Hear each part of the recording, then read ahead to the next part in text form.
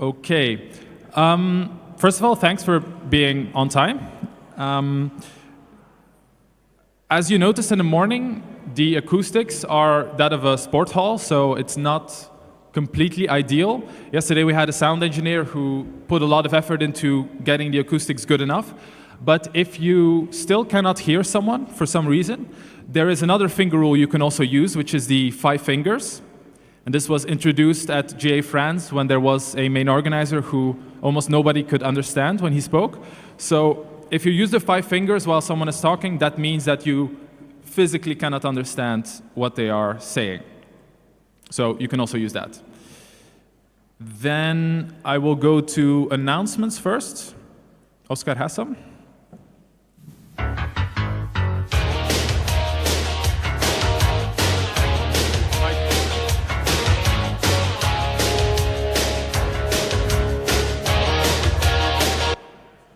Announcements. So first of all, if you have wake-up games which you'd like to see in the plenary, please don't hesitate to send them via note to me or approach me during coffee break to record that down.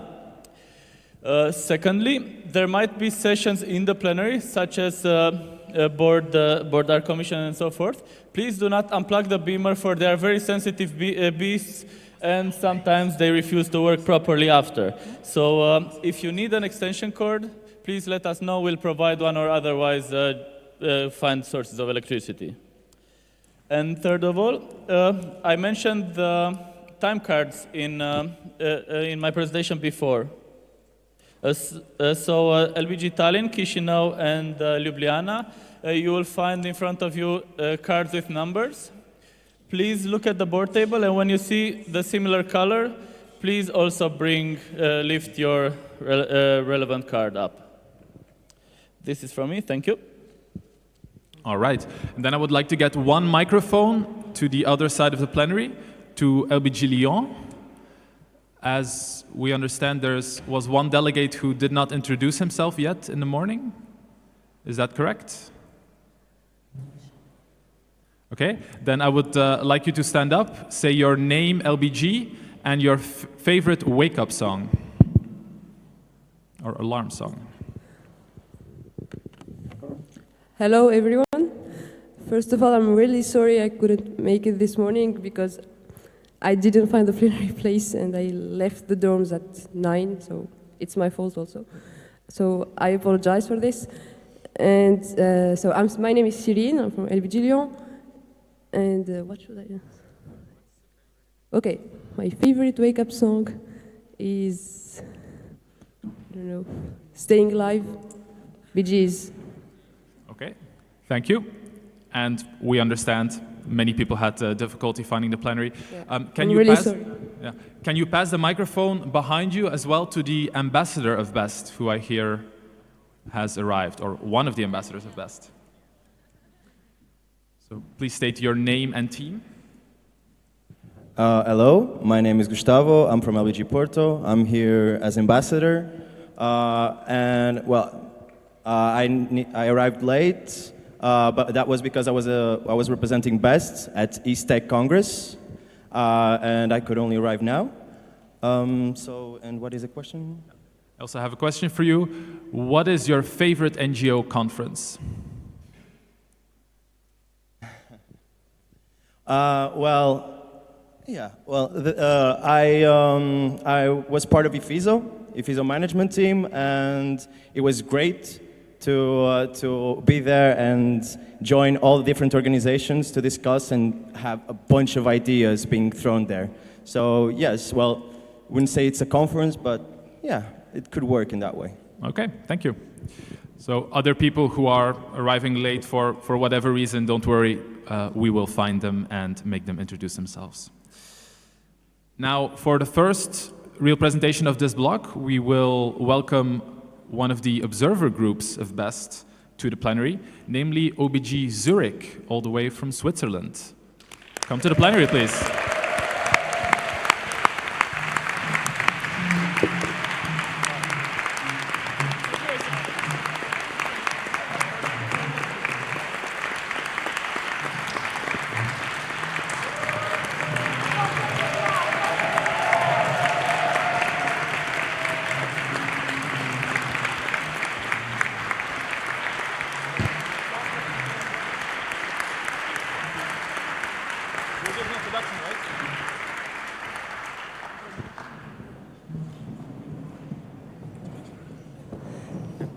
Thank you, everyone, and welcome to the presentation about OBG Zurich.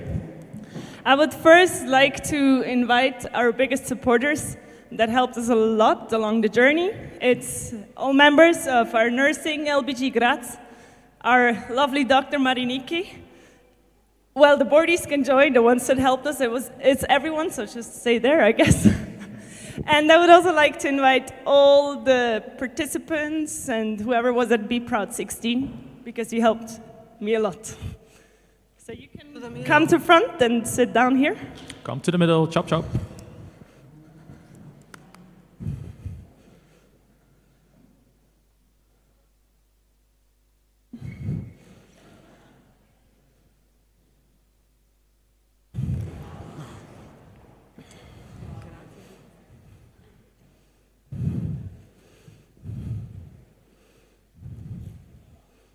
Okay.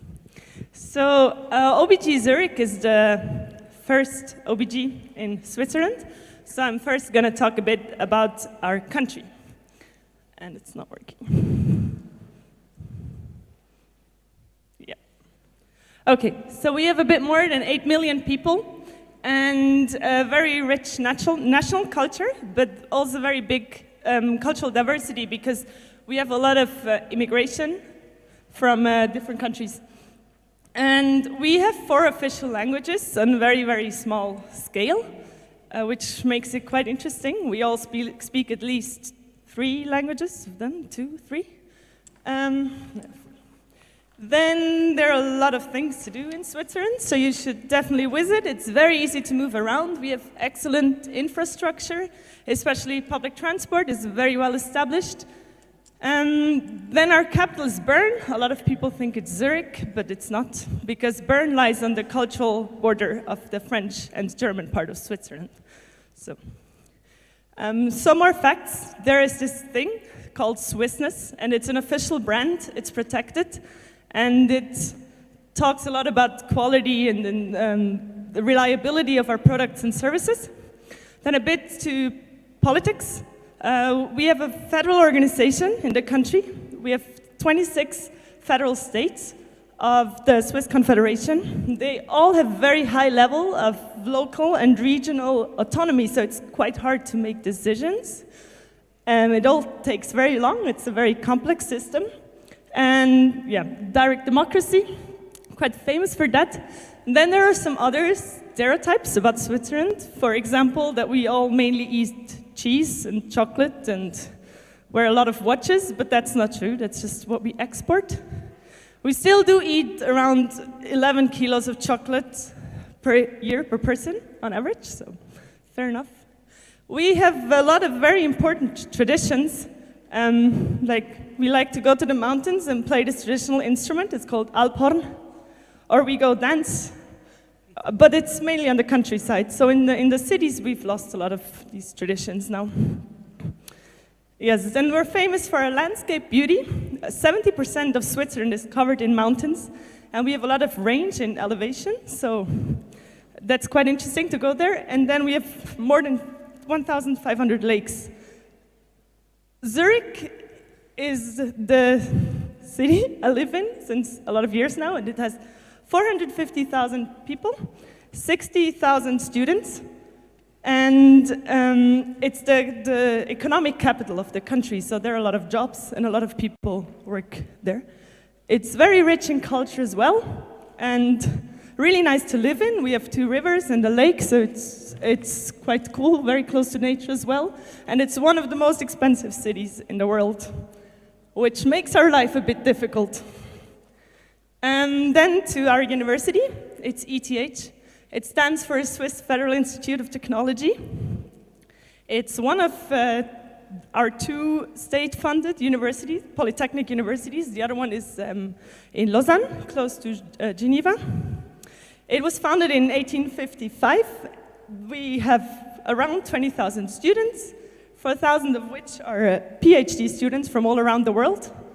We're overall quite international, and we have people from around 130 countries that work and study at ETH. And we have 2 campus locations because we're constantly expanding and the space in the center was too little. So then to our structure, we have 16 departments, which I'm going to show you after, 22 bachelor study programs, 43 master programs. The bachelor takes around 3 years, the master 1.5 to 2, ideally. And here you can see the departments. It's architecture and civil engineering, engineering sciences, system-oriented natural sciences, management, social sciences, and natural sciences and mathematics.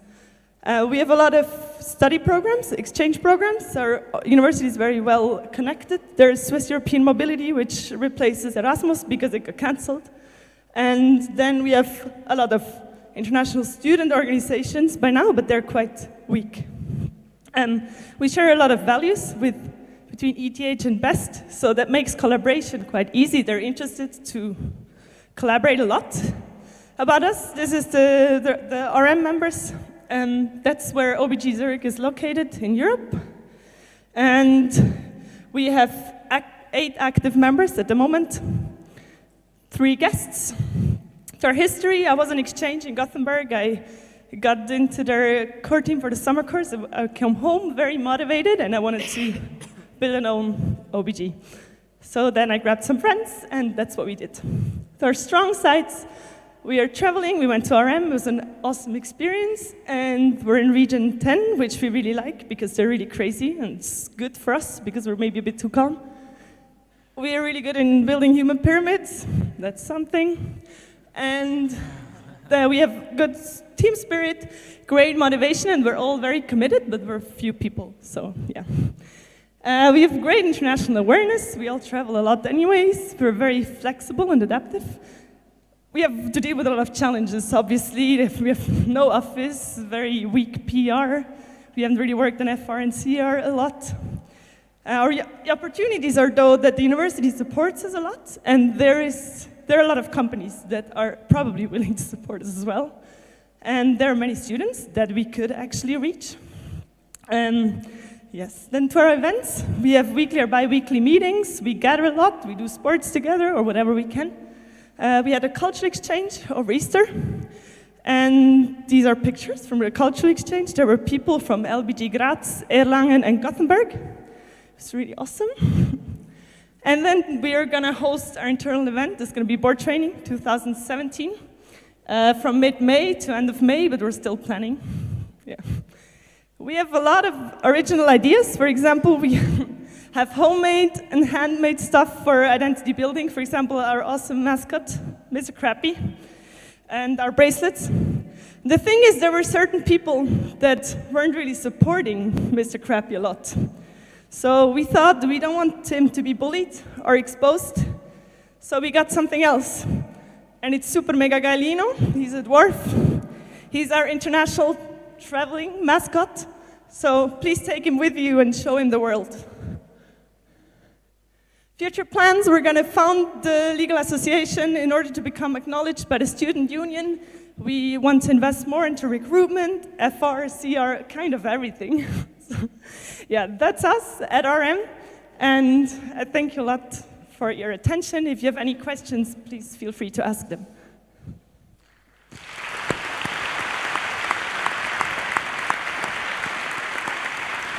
1, 2, 3.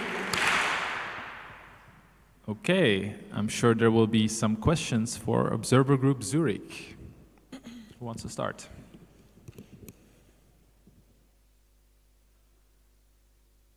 Please use your sign to make a finger. Okay, we have one finger from LBG Erlangen. And then the next microphone carrier to LBG Bucharest, please. Okay, Nicole from LBG Erlangen, and I wanted to ask you if there are any NGOs already at your university, and how the university reacted to your idea of implementing BEST into ETH.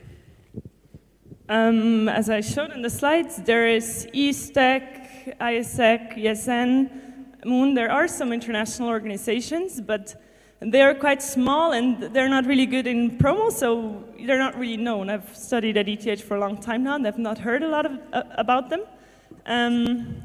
We went to the international office, ETH Global it's called, and they're very supportive of the idea. They also had to file a support letter for us to even be able to apply.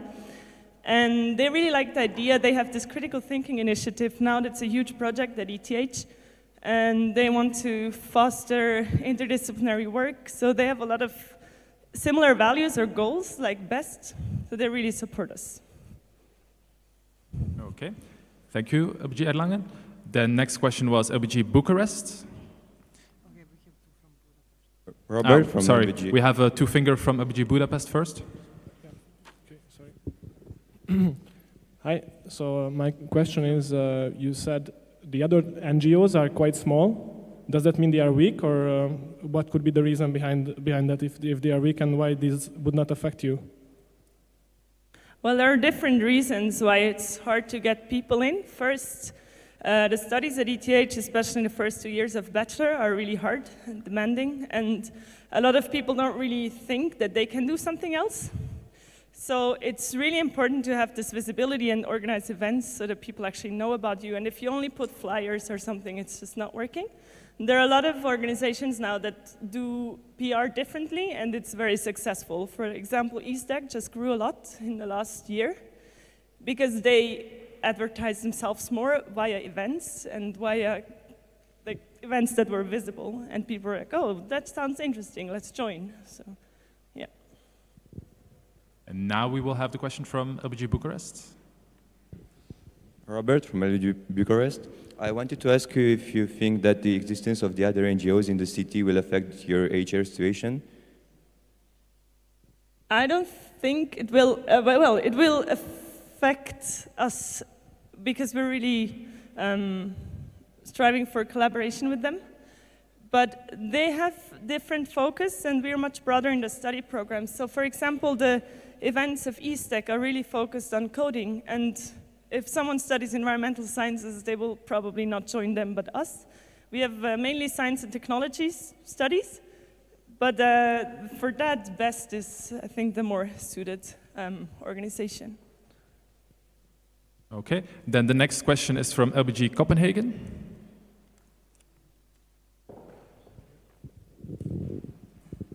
Hi, Jakob Copenhagen, capital city of Denmark. Thank you a lot for your presentation. You're doing awesome work. As you mentioned, there are kind of things you still a little bit struggle with. I just wanted to know, what do you plan to focus on now? I mean, what are the next steps of you as LBG? So at the moment, we decided to focus on building the legal association and becoming part of the student union because it's quite strong. And it enjoys a lot of appreciation from university as well. So they can give away rooms, they have the offices, they have a lot of money that they give out. So that's going to make our lives a lot easier in many aspects. So we think we should focus on that first. Okay. The next question will be from Extra Ola.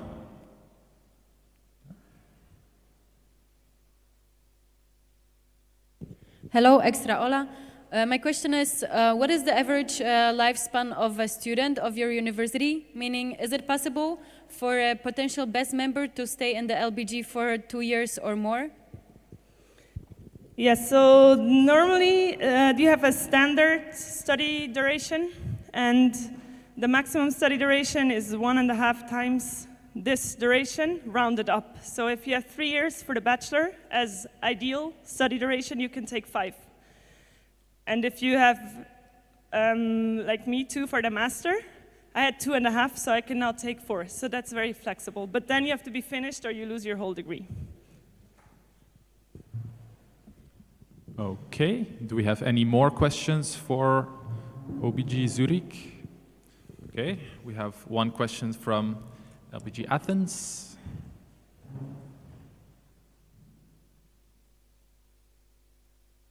Hello, Lucia, LBG Athens. Thank you for your presentation. I have a question about your curriculum.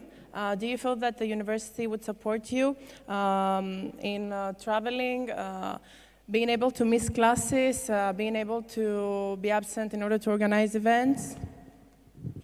Yes, so our new dean really focuses on fostering these student associations and activities, and they abolished all the mandatory exercises. You had to hand in exercises every week before. That's now not necessary anymore, and we're really free to leave, like to miss classes. We only have to be there for very few laboratory sessions and practical sessions or seminars. But it's very, like 10% of the studies maybe, and they can also be missed out if you have good reasons. Okay, thank you. The next question will be Extra Raxmi.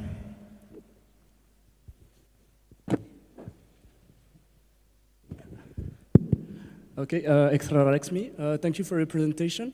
Regarding the thing that you can miss, I have a question. Do you have something mandatory to do, like internship or so on, where you have to leave the university?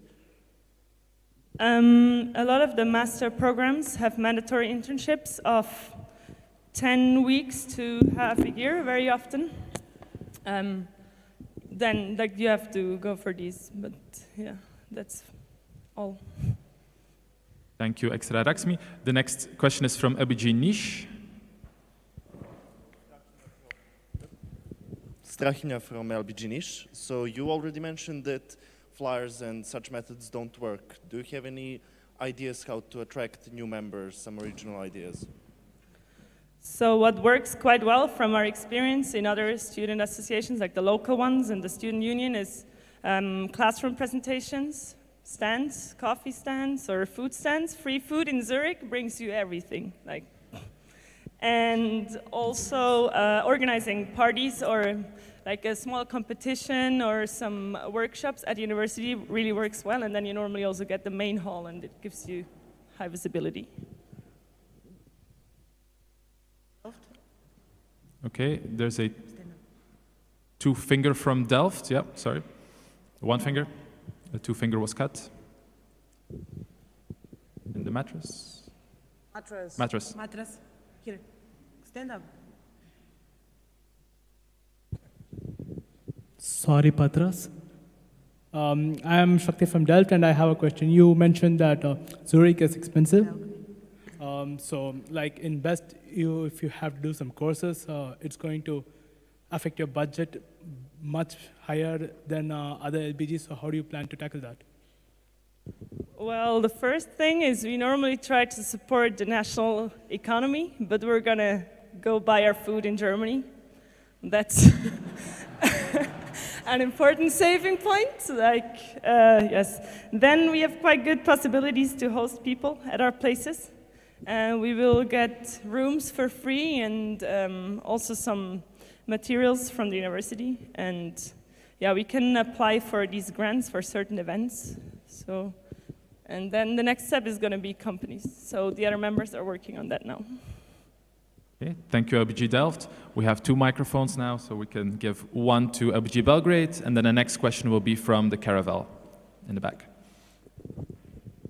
Hello, Oggy from LBG Belgrade. I was wondering about your CR situation, because you mentioned you had some companies in mind, but you have a strategy or a plan on what you're going to offer them and how you're going to get them. We hope that we will soon organize some event together with the university, but we're not sure yet what it will be. At the moment, we're focusing a lot on board training.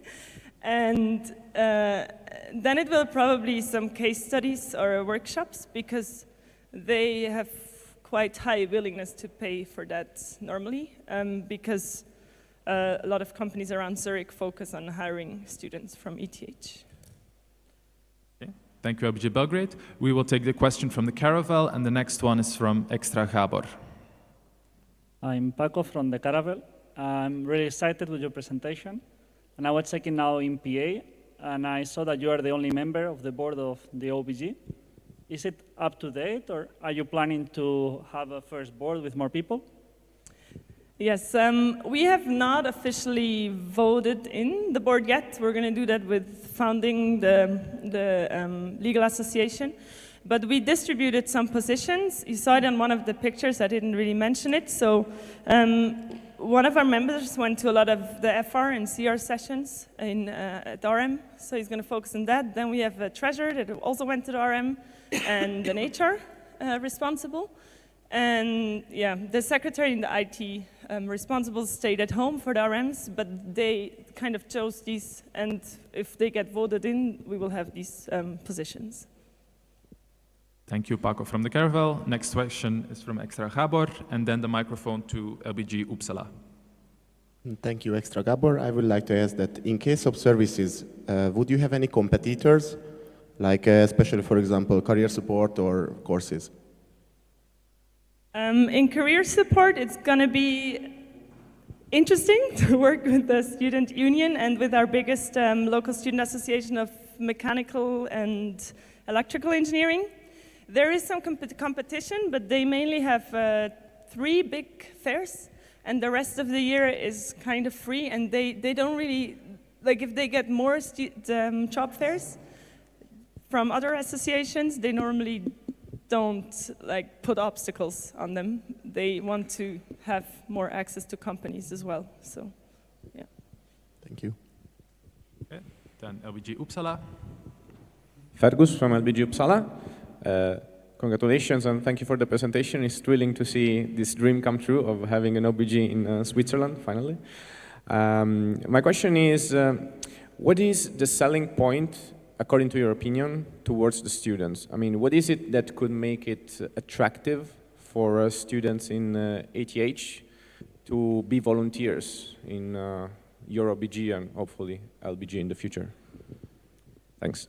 As we have the impression until now, it's quite obvious, and a lot of they always do this research, some studies with companies, and they ask them what they like in ETH students working for them and what they miss.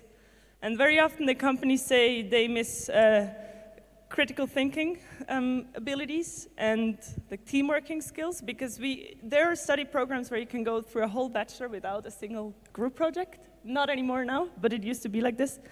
And a lot of students realize that they're really having some gaps there. Like we went with one of our members, he's an excellent student, and we went to RM, and he went to a session about public speaking. And he came out devastated because he realized there was something he wasn't really good at. And so for him, it was really inspiring to see that in 2-3 hours, he could really improve on one of the skills that he will for sure need later in life. So I think that's the main point for us. Thank you, LBG Uppsala. And then we have one more question right next door from LBG Timișoara. Vali from Timișoara. You said in your presentation that your LBG is not doing well in PR. Can you elaborate on that and tell us how you plan to improve it? Yes, so I think the main reason why we're weak in PR is that we haven't really tried that many channels yet. We mainly have a Facebook page, and we share in some local student groups. But apart from that, we haven't really gone around and put up like food stands or something, only a very small one once. And there's another point, because you have to be acknowledged by the student union for a lot of these activities, like to get the permission to put up stands. Or a flyer on campus, for example. Like if you want to stand somewhere and flyer, you need a permission, because we like rules. So yeah, that makes it a bit difficult for us until now. Okay, thank you, LBG Timișoara, and now we will have one finger from the board.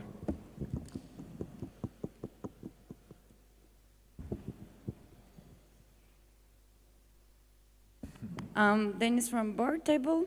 This is kind of a statement or opinion sharing. We would like to clarify the situation how we accepted OBG Zurich. They applied before the deadline we had on December 1st, and in their motivational letter, and afterwards they showed really high motivation and dedication towards their group. They are working really good on their group structure and everything.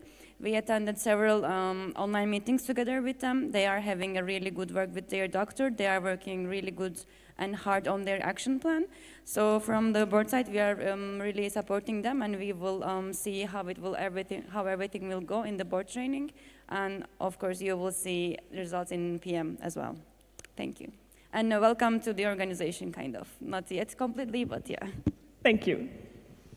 Okay. Thank you, Denise. I saw one more finger from OBG Moscow, but I think we will stop the discussion here. So please, afterwards, still ask that question in private.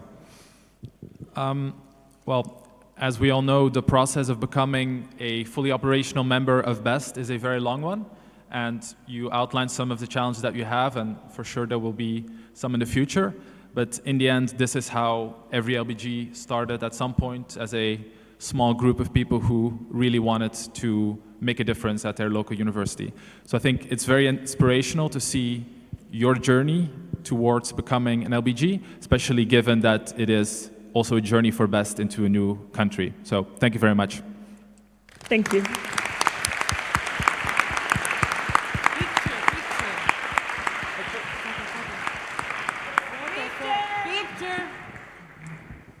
You are allowed to make a picture.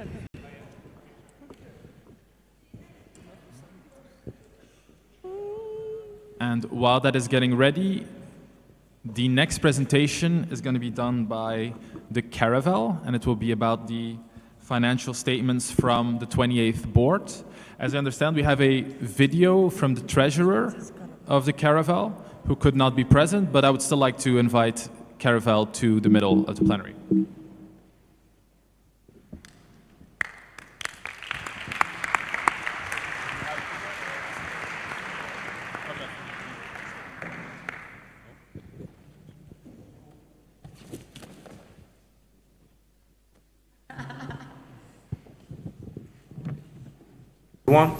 This is Emre Zılke from LBG Istanbul. I was the treasurer of the 28th board of BEST, aka the Caravel. I'm deeply sorry that I couldn't be with you today because of my schedule. So I really wanted to be with you, so I'm recording this video presentation and I will be presenting the financial statements proposal. So let's take a look at how the financial reporting happens in BEST. So it happened 4 times for a mandate. First, it happens as a semi-annual financial report in PM. So we evaluate the first 3 months of the mandate, and then we move on to annual financial report, which basically give you an overview of first 9 months of the mandate. And Naya will be presenting her mandate's report in this event. And then we move on to final financial report, which includes all aspects of the mandate, the first 12 months, because annual financial report happens in GA, so there's a 3 months gap. So in order to cover it, we have this report. And now we are here with the balance sheets. So why does the reporting happen? Because finances is one of the most important aspects of the organization. And as LBGs, you are the member of this organization, so it should concern you. So therefore, you should evaluate how BEST get its revenues, how we are dealing with our expenses, what are we spending the money on. And you should also give input. You should have to provide feedback so the organization can improve or change its focus when it's come to spending money. And also, you have to, after that, if you find it okay, you should approve it. And how does the approval happen? This happens in the first general meeting after the mandate. For our case, for our mandate, our financial report was approved in PM Warsaw. A financial report includes overview of partners, grants, cash inflow, outflow, also the conclusions and the suggestions for the next mandate. So it covers all financial aspects of an organization. And according to Belgian law, these financial reports and statements should be approved by the General Assembly before they are submitted to government. As a Belgian non-governmental organization, we have to provide these financial statements to the Belgian government. And presence meeting and GA is not equal. They have different powers, even though they are like both general meeting, they have different definition. So this financial report and the balance sheet was already approved by the plenary, by the LBGs in President's Meeting 2016 Warsaw. So it's just a legal formality to properly execute the legal requirement. So we have to approve these financial sheets and the balance sheets here in GA Wroclaw, and then it will be submitted to the Belgian government in June. So that was all from the Caravel. So if you have any question, you can approach the Caravel members, then they can put me in touch with you. Thank you. Okay, thank you to the ghost of Emre. 1, 2, 3. And I see we have one probably comment already from the Caravel. Can we get a microphone to the middle? Okay. Already here. Sorry. So Clemente from the Caravel. A question was put to us in private, but I believe it's better if we clarify in the plenary. So as Emre said, we approved this financial report in PM Warsaw, but also in PM Warsaw we had an audit of the report. So we had some very nice people, I believe Christina and Ines are in here somewhere. They found some mistakes in our report. They reported it to the plenary. We changed the report, but by mistake it was not uploaded right away to PA, and some people noted that. So I just want to say that the documents have been properly uploaded, and that these financial statements that you can find on your binders already include all the corrections and all the things that we needed to change after the audit was performed and after the reports were approved by the plenary in PM. So yeah, that was the question that was put to us, but I believe it's relevant for all of you since you have to vote on it. Okay, thank you, Clemente. It is a rather administrative proposal, but still, are there any questions?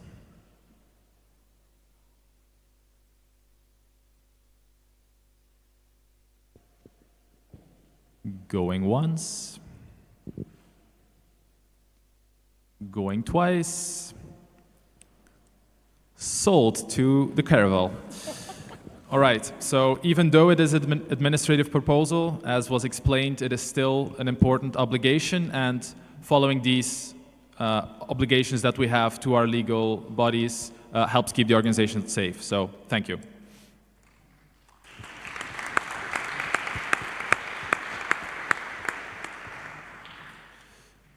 Now, the next presentation is going to be on the topic of project regulations, and it will be given by Avi from the board. Please welcome Avi.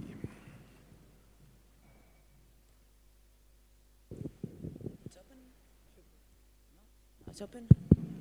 Can you hear me? Can you hear me more or less good? Because before they told me I was speaking too loud. Can you do BP? Awesome. Okay, so proposal to approve the project regulations. You can see proposal and the regulations. Please open in your binder.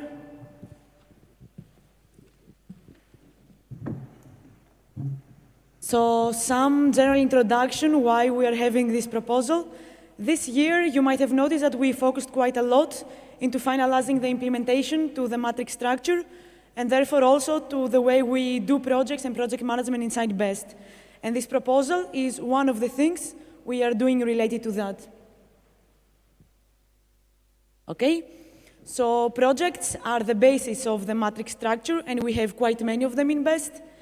All the development happens through strategic and ad hoc projects nowadays, and they consume a lot of resources in terms of people, time, even financial resources sometimes.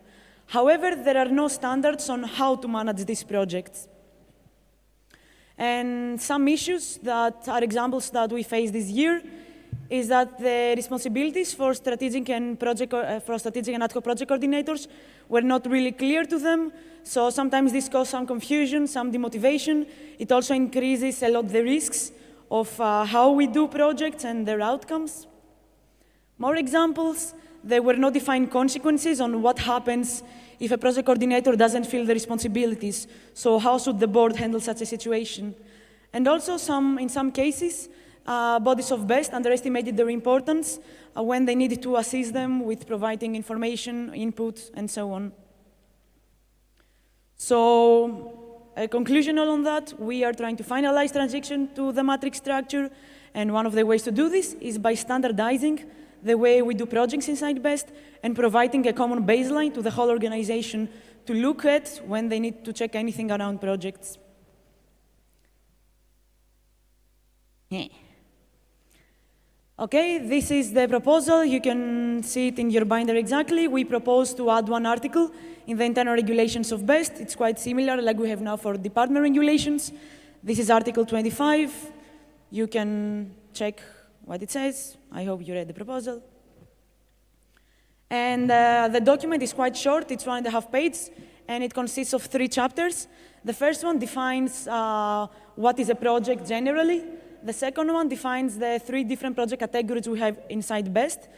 A lot of this information comes from the matrix structure document from General Assembly Hania 2015. And the third chapter regulates the responsibilities of strategic and ad hoc project coordinators. So it's a set of responsibilities. Analysis of the proposal to be approved, it needs 2/3 of the votes and some open issues. So basically, this is the first year that we work totally in matrix structure. We already found some basic things that make sense to regulate among all different projects, and this is what is the proposal and the regulations you have in front of you. However, in the next year, when we work one more year with projects, there's quite high chances that we will recognize new needs, new things that might make sense to regulate. So the next year, we should evaluate what more makes sense to add in this document. However, for this year, we're just going to regulate the absolutely basic things, let's say. And yeah, basically that's it. I don't have much more to say. So if you have any questions, now is the time. Thank you, Evie. 1, 2, 3.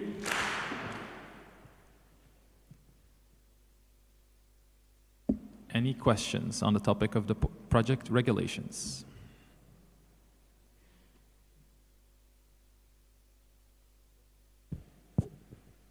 Okay. Yeah, we have one question from Extra Gianluca. On the third row. Up, please. Please stand up.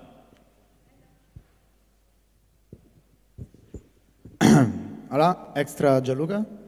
So who is going to be the one that is going to work up to regulate, to define better the regulation of the project, like each chapter?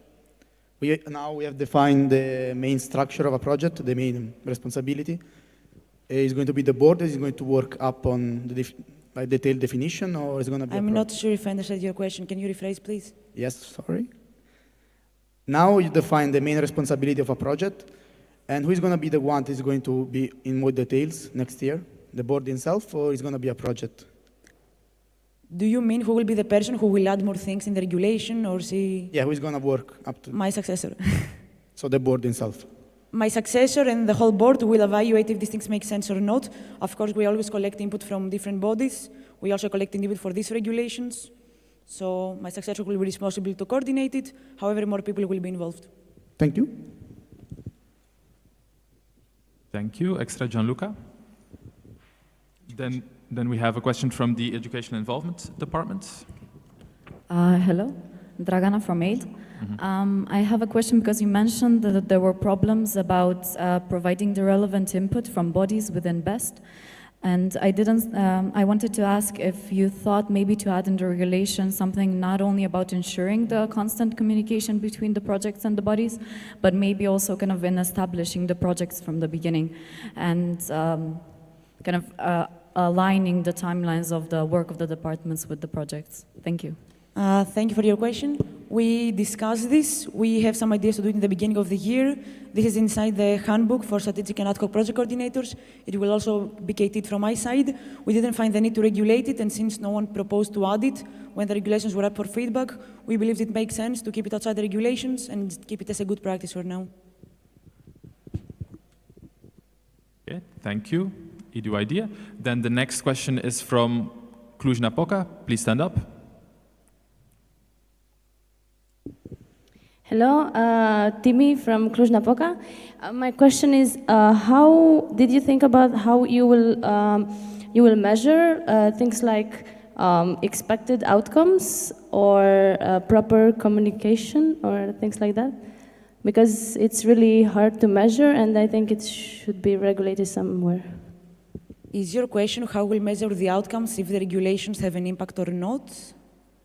Or Yes, I see like strategic and ad hoc project coordinators' responsibilities, and it's pretty vague when you say, like, okay, let me just think 1 second. Like ensuring a project achieves expected outcomes inside the agreed time frame and resources. Okay, the idea for these regulations, it's not to check if a coordinator did it or didn't do it. It's just to provide a general overview to every person who is interested and to project coordinators on what they're supposed to do. So we always check the outcomes of projects. So we will not do something different to check if this specific one was achieved. I'm not sure if I answered the question, but I'm not sure if I understand the question. But yeah. Okay. 2 fingers? Yes. So basically my question is, you have a project, and are you gonna regulate somehow like more specific things, or this is just like a very general, and then for the projects you don't do like any other guidelines? Okay, as I mentioned, every project is quite different, so all aspects of projects are quite different one from another. So we didn't want to overregulate something more than the absolutely basic ones. So for this year, we regulate the basic ones. Next year, we evaluate again and we see, does it make to regulate more? Yes, no, what? Thank you. Thank you, OBG Cluj-Napoca.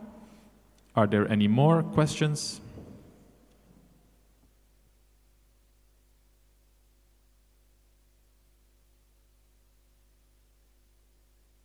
Doesn't seem so. Okay, well, for the longest time, projects have not had a clearly defined place in BEST, even though we have done things like EBEC and Best Career Day for a while. But now with the advent of the matrix structure, projects are playing a much more important role. And yeah, it definitely makes sense to think about exactly how we want to regulate this. Thank you, Avi.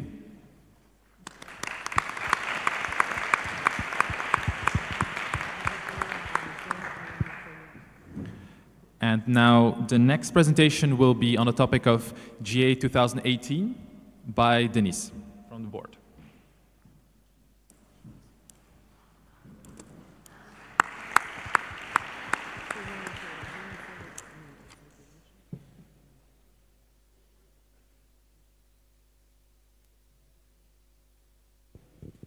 Okay, it's on.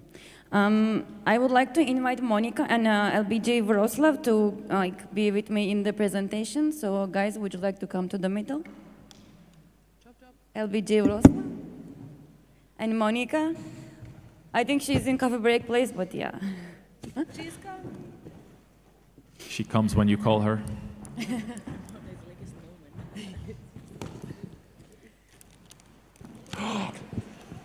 Die, please. Okay, now we will update you about the situation about GA. You probably noticed that in your binders there is no application for GA 2018 from any LBG. So, okay, I will explain the current situation a bit. We had a call for LBGs to apply to host the GA 2018. The deadline was 15th of March. However, no applications submitted by the deadline. So we extended the call for host. And again, so far we didn't receive any application. So let's take a look at why we are actually doing GAs. So General Assembly is one of the statutory meetings we have in our statute. As it's stated in our statutes. So we need to organize a General Assembly. So we are also doing the new board elections. So if we don't have a General Assembly, we will not be able to choose, do people choosing, new elections. So we will not going to have a new board. Also, we might have some legal issues if we don't organize a GA. And also, voting on proposals, it's really important. Some of the proposals should be also voted in General Assembly or general meetings. So this is also important to organize GAs. And if you are curious about the numbers, how you can organize a GA, it's It has 1 arrival day, 6 working days, and 1 departure day. OOD is there in brackets because it's not a mandatory day to organize. It's totally up to the LBG. So if you want, as LBG Wroclaw did, you can organize a official opening day. However, it's not mandatory. So if you don't even organize it, you can reduce the costs maybe. We have around 2,050 participants, 2 delegates from each LBG and some extra and invited people, and some NGOs are also joining us. And what we need is one plenary like this to fit everyone in, and some other session rooms for the out-of-plenary sessions. So let's take a look at the former general meetings. We had PM in Valladolid in 2007. They were like staying in that kind of hostel place. We also had PM Copenhagen. Even though they were sleeping in the gym, they had a super fancy official opening day, and they had super fun during the event. And also they had a very efficient plenary. Also for this event, they organized the pre and post with, in cooperation with other LBGs, I think Lund. And so it's also possible to cooperate with another LBG to organize such a big event. Also, we had PM Flanders in 2015, hosted in a place like where we are staying now. It was a bit more distant than each other, but also we organized it in a sports hall. And we also had a GA Tallinn. It was in a fancy hotel, and our plenary was also kind of similar. So my point is, it doesn't matter what your conditions are. If you are able to organize it with the needed amounts of logistical support, it's possible to organize a GM. And all of them had quite cool outcomes in the end. So why? Why General Assembly is actually have such an importance? So now, here we are also talking about matrix structure changes. The structure change voted in GA Hania, for example, and now everyone is remembering the name of GA Hania and some of the organizers from there. Also, like in the morning, as Matteo said, in PM Timișoara, they started to discuss about BCD, and now we are having the second version of BCD, and all of us are super excited about it. I mean, a lot of changes, a lot of ideas are coming from General Assemblies, and you have the chance to put your LBG's name into the history book of BEST. I mean, it's a really big step, and it's really important for the organization. Also, we are supporting you to some extent from the international side. So we have 16 or 17K from Erasmus Plus grant. This number will change depending on the CSO proposal, if I'm not mistaken. And we have 10K from corporate relations department side. This amount of money is not always a certain. It can be a bit more, it can be a bit less, but it will be around 10K for sure. So what do you need to do to apply? You just need to have a timeline, how you are planning to organize it. You just need to propose some accommodation.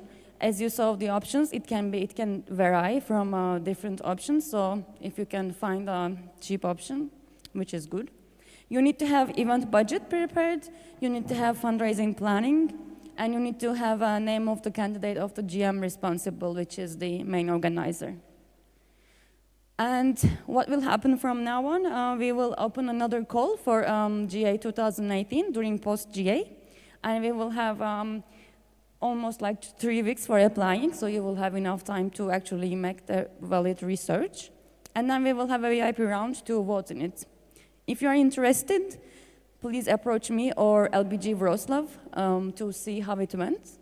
And now I would like to ask Monica to also share a few words, because last year in GA Tallinn, it was the same situation. And after the event, they applied, they stood up for the organization, and thanks to them, now we are having this General Assembly, and we will be able to proceed with all the needed steps. It works? Cool. Okay, so it's again me.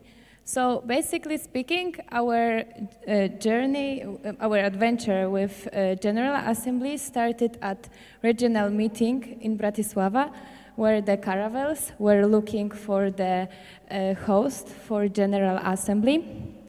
And we had lots of discussion in our local best group about this event, but at this stage we decided not to run for being a host because we thought that we are not ready enough for organizing such a big event. Firstly, because we have like less than 10 years and we thought that we are not experienced enough. But then on GA Tallinn, where I was a delegate, I had a question on official opening day. Why cannot we organize General Assembly 2017? And it came back to us again, so we discussed it in our group again. And then we just decided to do it. And I think it works, because we are there. And of course, I cannot say that this event, it's really easy and you can do it, bach, bach, bach, and everything will be done. But if you really want to do it, you can do it. And the thing is that general meetings are our responsibilities. I mean, not only the group which organizes the general meeting, but the whole BEST. So there are many ways how you can cut the expenses. If you of course think about the amount of money, because I think this is the biggest deal. So if you need to talk with me, I can share with you lots of creative ideas how to cut the expenses. I think right now we are an experts. So, basically speaking, if you have any questions, I am here to answer all of them. And really, really, really, if you thought for a minute that, okay, maybe we can do it, just think about it again. Maybe you can do it. I think that you can do it. Okay, thank you, Denise and LBG Wroclaw. 1, 2, 3. Are there any questions, first of all?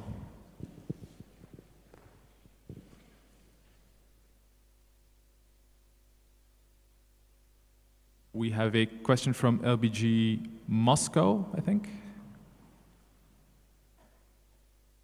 Okay, thank you. Alexander from LBG Moscow. So, as far as I know, my question is mostly from Nagia, the treasurer, I guess. So, I know that BEST International provides LBGs with financial support for organizing general meetings. And my question is it possible to receive this support for LBGs that are outside of European Union? And is there any difference with LBGs that are inside of European Union? And what can be possible problems or delays? Thank you. Nadia from the board. Yes, unfortunately, the countries that are ineligible in receiving this amount are, like Russia, for example, is included in them. In the report, in case that we, example, state that one of our statutory meetings is hosted by an eligible country, we will not, we will receive, let's say, some kind of penalty from the European Commission, and we will have a reduction on the final amount that we are getting. So it is quite a tricky situation, and because these events are quite big, it's quite difficult to ensure that it can happen in an eligible country at the moment. But this counts only for the financial aid part. Thank you, LBG Moscow. Then we had another question from Madrid Carlos III, right next to you. Hello, this is Laura from Madrid Carlos III. I would like to know more or less an approximate budget for how much could cost a GA to the LBG host. Thank you. Naya or LBG Wroclaw can reply this question. Would you like to?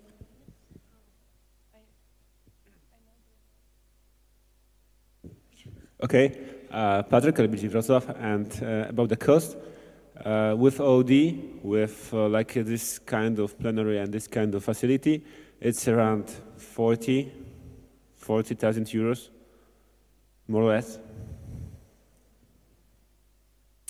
Okay, thank you, LBG Madroska. Yeah, and the next question is from LBG Uppsala.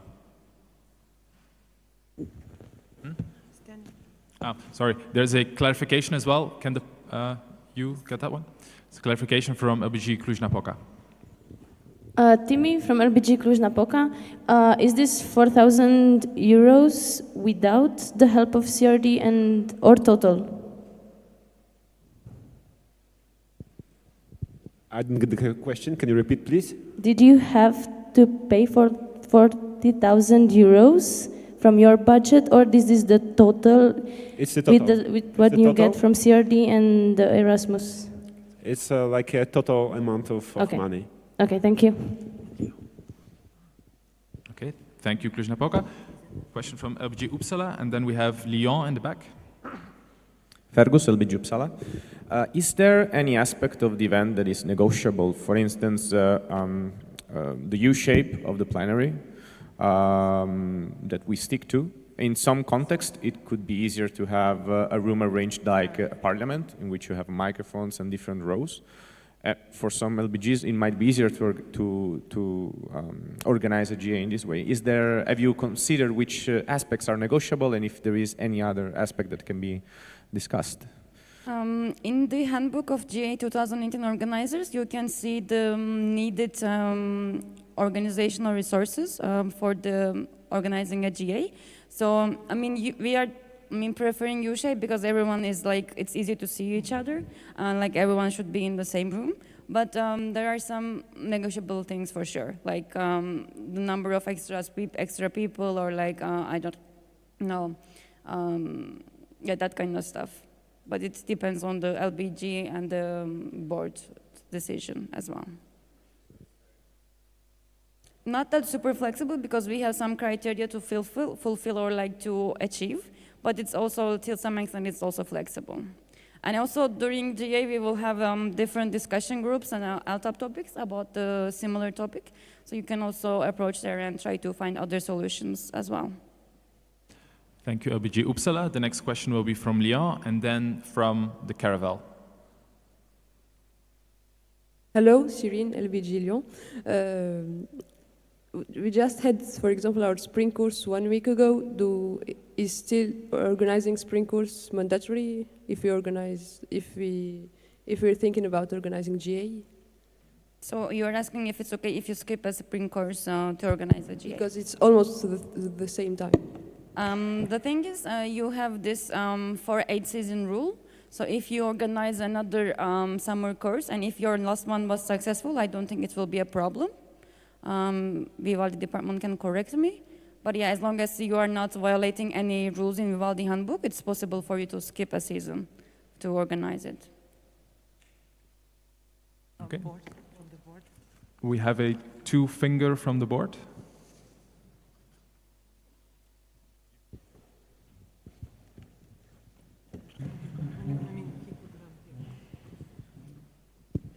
Florian from the board.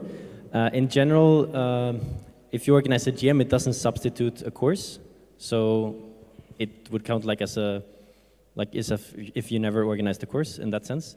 In general, you still need to organize one course every 8 seasons. So yeah, that's basically it. Thank you, Florian. Then we have a question from the Caravel, and then Extra Ola. Orpheus from the Caravel. It's more of a comment that although we have been used to have internal events for free, there have been cases in the past where a general assembly or a general meeting required a fee from the participants to make sure that this event happens because it's so important. Okay. Thank you, Orpheus from the Caravel. And then we have Extra Ola. I would also suggest to look out in your groups or in your city or in your municipalities for some funds. For instance, I am aware of the fact that when Cluj-Napoca was the European Capital Youth, the AG general meeting, very huge event, way bigger than our, was organized, and they got a very huge support from the city. So in the next year, this year actually, it's Cascais. This is the European Youth Capital. It's near Lisbon. For the next year, it's Novi Sad. Maybe you can talk to your municipalities or cities to find some alternative sources of funding. Okay, no pressure. I believe that was the last question on the list. So General Assembly is not just the largest event in Best, it is also actually a necessary event to have in Best. And as an LBG, it is the most inspirational challenge that you can take. So I hope that over the next days, as you're seeing LBG Wroclaw being so fluffy on the mattress and very happy, and actually pulling this event off and being the heroes that Best needed at this moment, that some of you might also be the heroes that we need next. Thank you, LBG Wroclaw and Denise.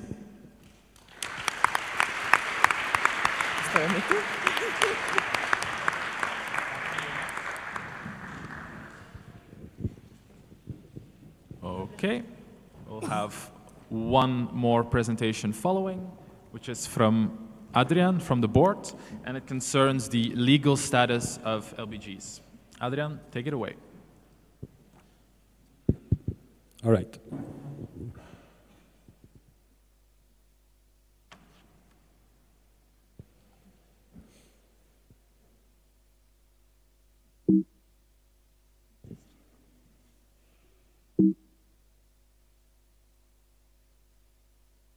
Perfect.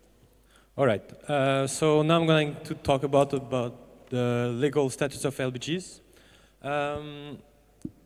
As you may imagine, the legal requirements for an organization such as BEST are quite important. And in 2013, we moved to Belgium, and we are now following the Belgian law for INPA. And therefore, we have some requirements. And since then, we basically try to be a more and more legal organization. We have all those legal reports, financial reports, VAT reports, and we basically try to be a proper body, legal body, let's say.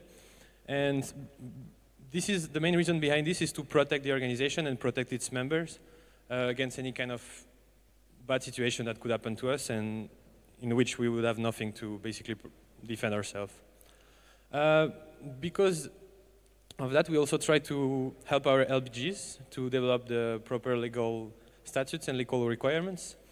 And when it comes to the legal representation of local LBGs, of course, the main one is that you should be a member of your, like LBGs are representing their university, so obviously you should be recognized by your university. We have a proposal from Raif about that.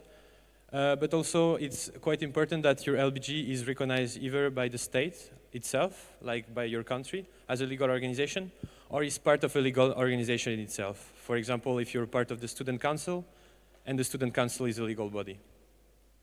Because if you're not registered as a proper legal organization, you might face quite some problems. The main one is that you might, like for some organization, first of all, you have requirements. For example, if you make more than X amount of euros, you have to be a legal organization. Or if you, like also some companies might want to only have deals with legal bodies because you will have to issue invoice and so on. And the main one is that if you don't have a legal body to overview your activities, and by that I mean if your LBG is not like a legal body, and you, for example, a fire happened in your course or an accident happened, your members, your volunteers might be the one that will be responsible, contrary to the fact that otherwise it would be the LBG. And the legal consequences are not the same if it's an organization that is responsible or if it's like let's say an individual person. Because of that, we wanted to assess the current status of our LBGs. So we ran this survey in PM and we found out that 80% of the LBGs are registered within their universities, like let's say either under the student council or as a standalone organization, and that 65 or plus of them are standalone organization, like a legal organization in their in their country. Sorry. If you're not one of, if you're either not under the student council or if you're not a legal organization, you're probably have been contacted or will be contacted by us. We're not looking for any kind of punishment. We're just trying to help you to find the proper space and the legal, let's say, to fit the legal requirements for BEST.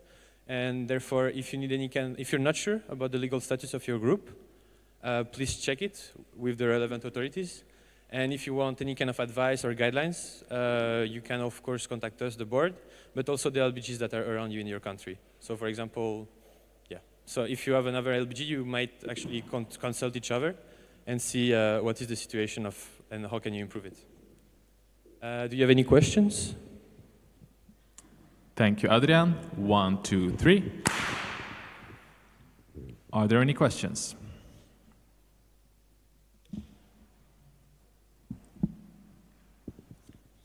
We have one question from LBG St. Petersburg.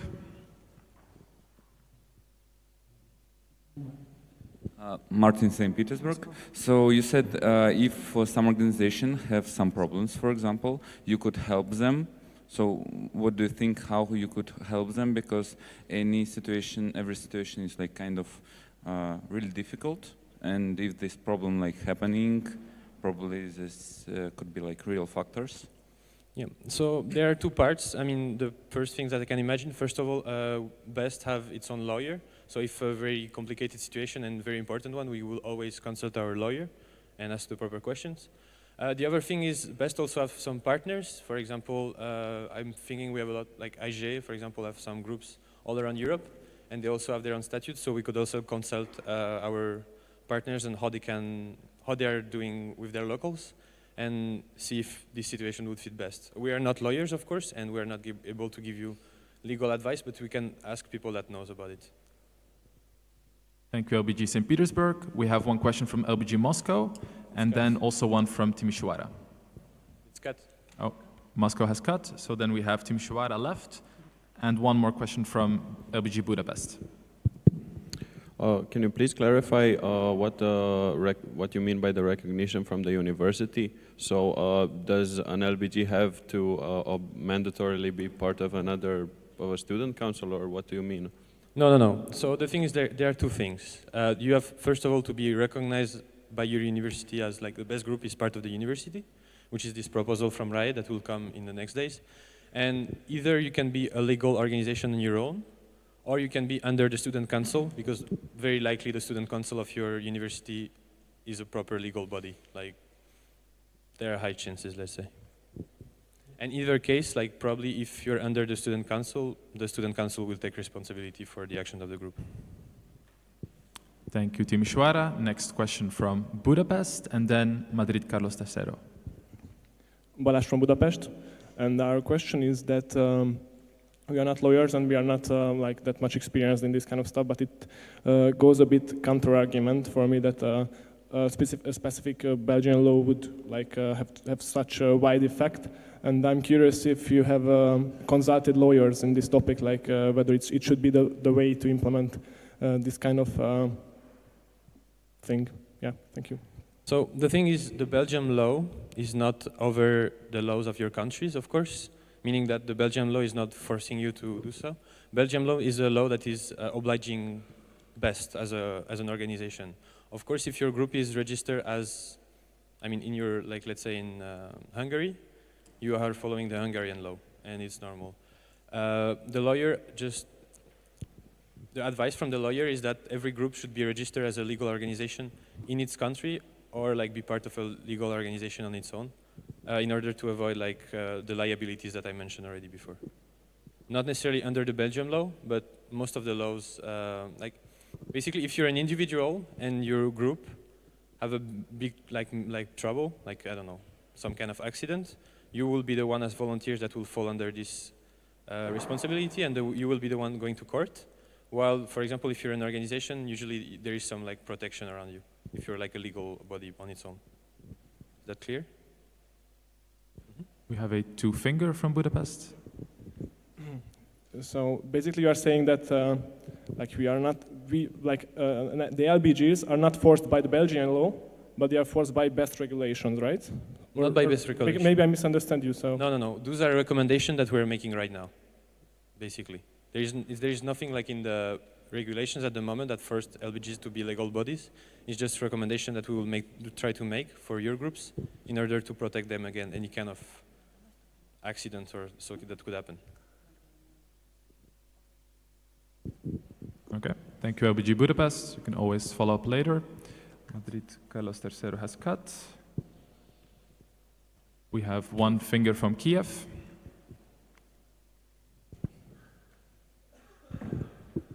Victor, LBG Kiev.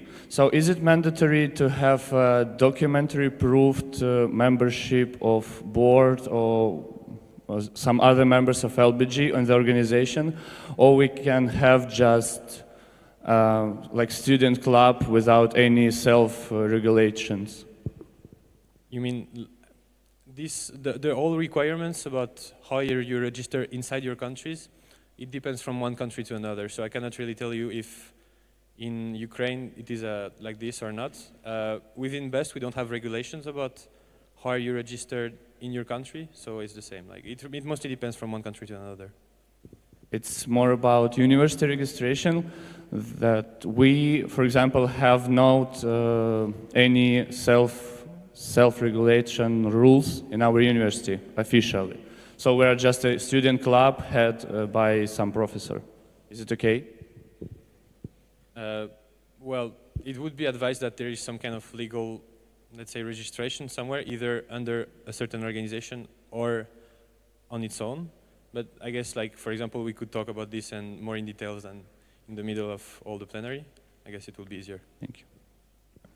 Thank you, LBG Kiev. And then we have a final question from LBG Cluj-Napoca. Timi from Cluj-Napoca. It's not a question, it's more like an idea I would like to share, because I was in ARAM and we were having some sessions about FR, and a lot of LBGs told me that, sorry, a lot of LBGs told me that they are having problems with the companies, that they don't pay them. So, of course, because they cannot do contracts. So if you are legally have a legal status of your LBG, you can do contracts as well. And this could be one of the solutions. So I just wanted to share. Thank you, LBG Cluj-Napoca. Indeed, as we said in the morning, you don't only have to ask questions in the plenary. If you have valuable comments or opinions to make, that is definitely allowed and encouraged. So thank you very much. We had no more questions. So yeah, the legal area has always been a little bit of a blind spot for BEST, and it has led to some problems in the past. But it's nice that the board is thinking about how to plug those last little gaps. So thank you, Adrian.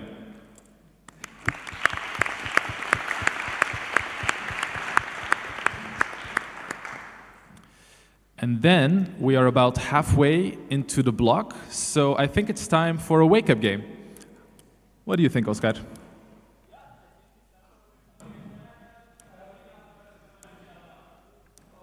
Extra Carolina. Extra Carolina.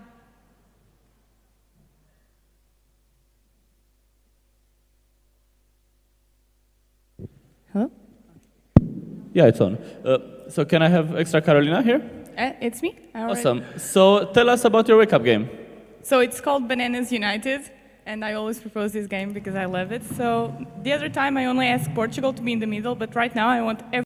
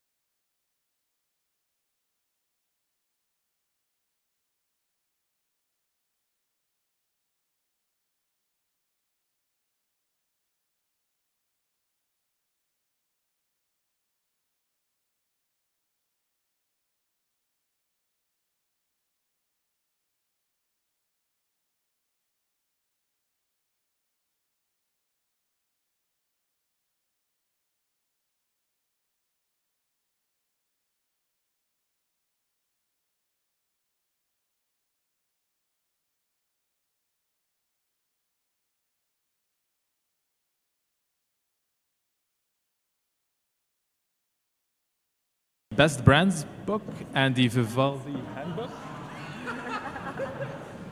I might have gotten that acronym wrong. But please welcome Zurita to the middle. Natalia, Ekin, Mateusz, please don't leave me alone. Join Justin Bieber. While they come, I need to tell you, somebody actually challenged me to do the whole presentation with Justin Bieber. You are lucky enough I didn't do that.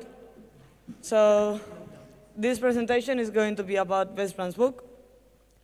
There are several documents, proposals, and stuff that will be tackled.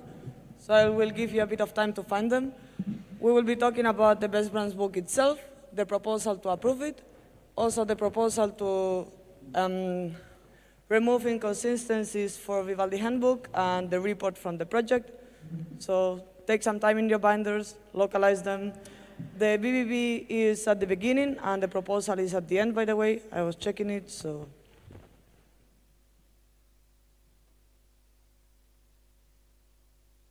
Okay. So during the presentation, again, we'll be tackling both the work done and the proposals that are going to be voted, together with a whole overview of what this BBB is. I'm not going to tell you exactly each brand because it would take forever, but you will have the document there so you can check it by yourselves. This project was launched, BBB project was launched at the beginning of the year under the strategic objective, strengthening the brand of Best. While we were working in board summer meeting about the strategy of the year, we realized that branding was not being tackled as much as it should, and that having a coherent image is something vital for the organization. That's why the board came to this goal, to have the image of Best transmitted to the world aligned, and the BBB project, these people and other people that are not in the mattress have been taking care of this during the whole year. For the ones that are not that familiar with branding, in general, we could summarize it as the emotional response that is evoked in the customer, so basically how people that are related to us feel with our services. With that, we were working on it from 3 different points of view to unify the brand perception, so basically that if I say course and any of you say course, the people that listen to it think about the same thing. This also includes to simplify the message. If all of us have a really complicated way of showing what is each of our services, then it's going to be more complicated for our stakeholders to actually know what it is about. And finally, by putting these two things together, we're also aiming to amplify the reach that we have so that more stakeholders and more students know our brands, know our services, and know in general Best. For that, the main and only goal of the project, as you can see in the report, is to define each service brand. It's not a super complicated project if you look at it at the beginning, but it got quite complicated. It could be split into parts. There's the visual part and the non-visual. So the non-visual is all the wording of how we want people to feel, how we want to transmit the message, and how our services should be perceived. This is obviously strongly supported by the visuals that we use. Colors, logos, the eBay cogwheel that we have all seen, the logo of Best, the colors of Best. All of these visuals are also super important when it comes to the brand. During the year, we faced some problems. I'm going to share with you the main ones so that you have an overview. We realized that we actually lack a lot of knowledge. Myself, I need to say in summer, I didn't probably know half the things that I'm telling to you now. And the same applies to the organization. So the lack of knowledge that we had actually made us be super delayed with the project because we needed to learn a lot in order to do this properly. This was also potentiated by the lack of contribution. If you don't really know what is branding, it's complicated to support the people that are trying to do it. So we also needed to spend a lot of time in involving, as much as we could, all the international bodies that are taking care of the services and everybody that was willing to contribute. For the visuals part, design department also faced some structural problems during autumn, and this also led to a delay with the visual part because we could not start as we wanted in PM, but we needed to delay it for 2 months. If that was not enough, we also realized that more of our brands actually needed to have new visuals. For instance, best courses and their logos and visuals are super focused on seasons at the moment, whereas a course is not about the season in which it happens. A course is about everything else. So we also decided to add this to the list. Adding to that, there was also Best Career Day, whose logo has been pointed out as sexist by some people, so we said, okay, it's a good moment to start fresh and make sure that what we are doing is as inclusive, this is being complicated, as inclusive as it can probably be. Finally, the acceptance of the logos was the final main delaying point, as all of us want to see the perfect logo for everything, and perfection is quite complicated, it's not impossible to achieve. So we are still fighting to have the best logos that we can. For this, when it comes to the without visuals part, we managed to do it. That's the proposal that you have in front of you, even with a big delay, as this was supposed to be done by PM, so we basically postponed it half a year. And the visuals part, it's still going on at the moment. There are still threads in which we are designing, we are feedbacking, and we are voting, trying to find the best visuals possible for our services. Main changes about the brands book and what's about. So we are proposing to move to a more professional terminology, to the words that are being used at the moment in the marketing field. So we want to talk about core services and services. Basically, core services, complementary education, educational involvement, career support, and 5 services, best courses, EBEC, best symposium education, best career day, and best career center. The other thing is we want to have one service, one brand, so that it's really clearly defined what is what, and we don't go into problems and redundancy. In the document, we have structured it in this way. I will not go into the details of this, as you have the book for that. Only mentioning about the visuals and the identity doc, the visual identity doc. So because of the visuals are having delays, we actually came to the conclusion that it could actually be interesting to have it splitted. So we have all the wording part of a brand in the best brands book that you are going to vote in this GA.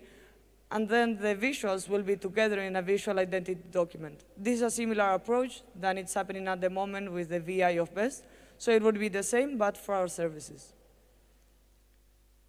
As said, at the end, we are going to update the visuals of 4 out of 5 services. So it's taking a lot of time, but we are still quite positive that we'll be able to do it by June, so that you can finalize the brands by the end of this mandate. 2 main changes. One I already mentioned, I don't know if you noticed. Events on education were named like this until now. We're actually proposing to rename them and call them Best Symposium and Education, or Symposia, if you are talking about several. The reason is mainly that Symposium, we believe, explains better what we are doing in EOEs. So it should be easier for our audience to know what to expect if they attend one of these events. The other one is in several documents, and around BEST, you may have listened to the terms Vivaldi events. It can also be seasonal events, seasonal course, or anything related.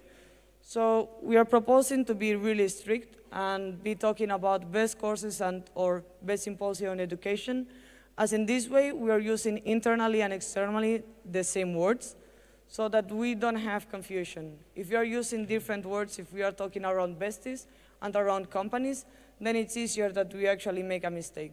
So by using the same terms and the same names, we should be able to explain our message in a better way.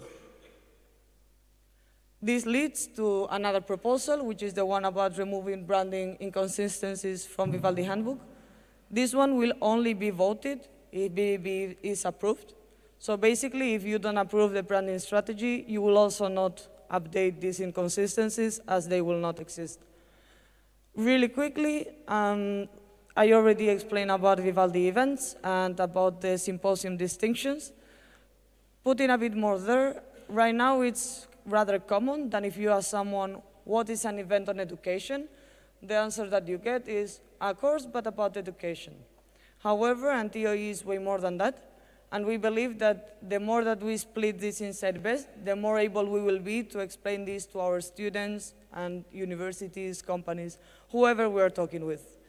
Finally, in the Vivaldi handbook, there's a reference to complementary education, and it's explained there, whereas the book is actually talking also about educational involvement and to some extent even career support. So we don't see any point of having complementary education defined anywhere except the branch book and the identity document of BEST, and therefore we're also proposing to remove it from there. One of the questions that I received the most during RM and several online meetings and talking with people is that the BEST branch book was uploaded delayed. This is indeed true. It was uploaded only a few days after the second round of RMs.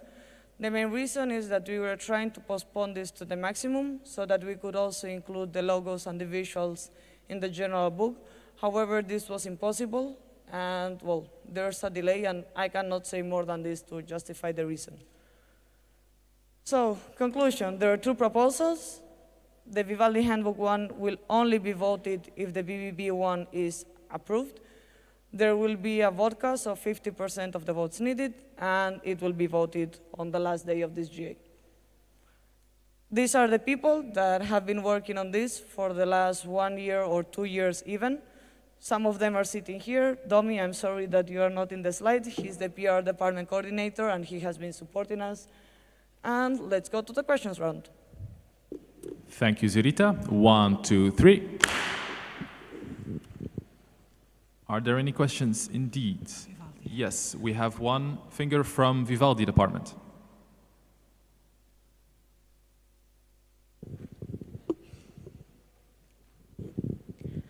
Hello, Angelina from Vivaldi. It's actually a statement as it was collected online from the department members. First of all, thank you, Sorita, for your presentation. About change 1 and the term Vivaldi events. Well, the proposed change to actually add the whole railway of words, well, it doesn't really make sense to continuously refer to both types of the events because this impacts severely, negatively, the readability of the document. Most of the regulations in the Vivaldi handbook, an internal document that we use, apply to both events. And thus, differentiating them all the time is a little bit difficult for us to understand. Additionally, this proposed change will make the work of the department really difficult and practically impractical. Well, that's not good English, sorry. About the second part, deleting the complementary education, we would actually like to keep it because it gives context to where courses belong to and also add the educational involvement part. It actually gives context and some focus for the people to know why they do these events. And third, about the clarification that is proposed to be added about the educational involvement department. Basically, nowhere in Vivaldi handbook is stated that the Vivaldi department acts all alone. For example, IT department helps us with bus, design with seasonal materials, and so on. So we see no reason in order to add the clarification only about the educational involvement department. Thank you, and sorry for your time.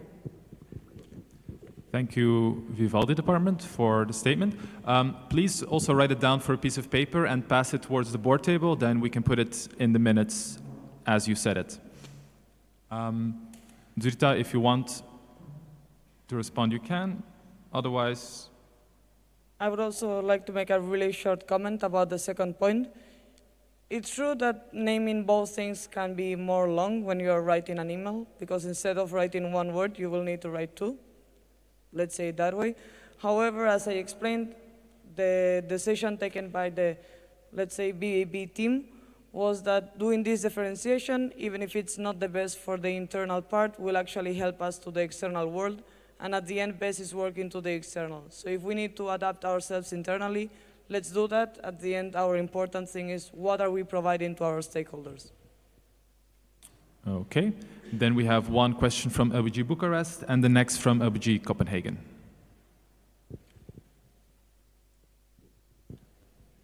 Sorina from LBG Bucharest.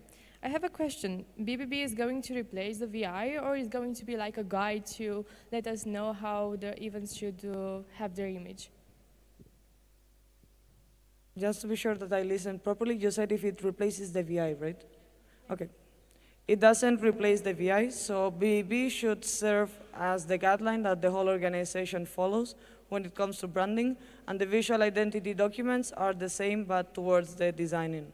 As you know, whenever there's an infraction, people contact you so that it's done the best way that we can.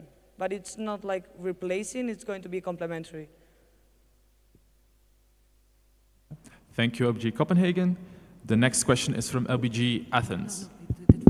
Okay, Pablo, LBG excuse me. Copenhagen, capital city of Denmark. First, congratulations for this document. I think it's at least an important step towards improving our external branding. Now this question is for the team that worked in the Best Brands book. There is a statement that you made before, Zurita. The image of best to the world is aligned. Is something is a goal of this document. In this document, there are also mentioned a number of values for each service. A lot of values, but not all of our values that we consider in best. You know, our 5 values are included there. Not all of them. What do you think about this dilemma? Do you think the image we have of ourselves is internally aligned? Thank you for the question, Pablo.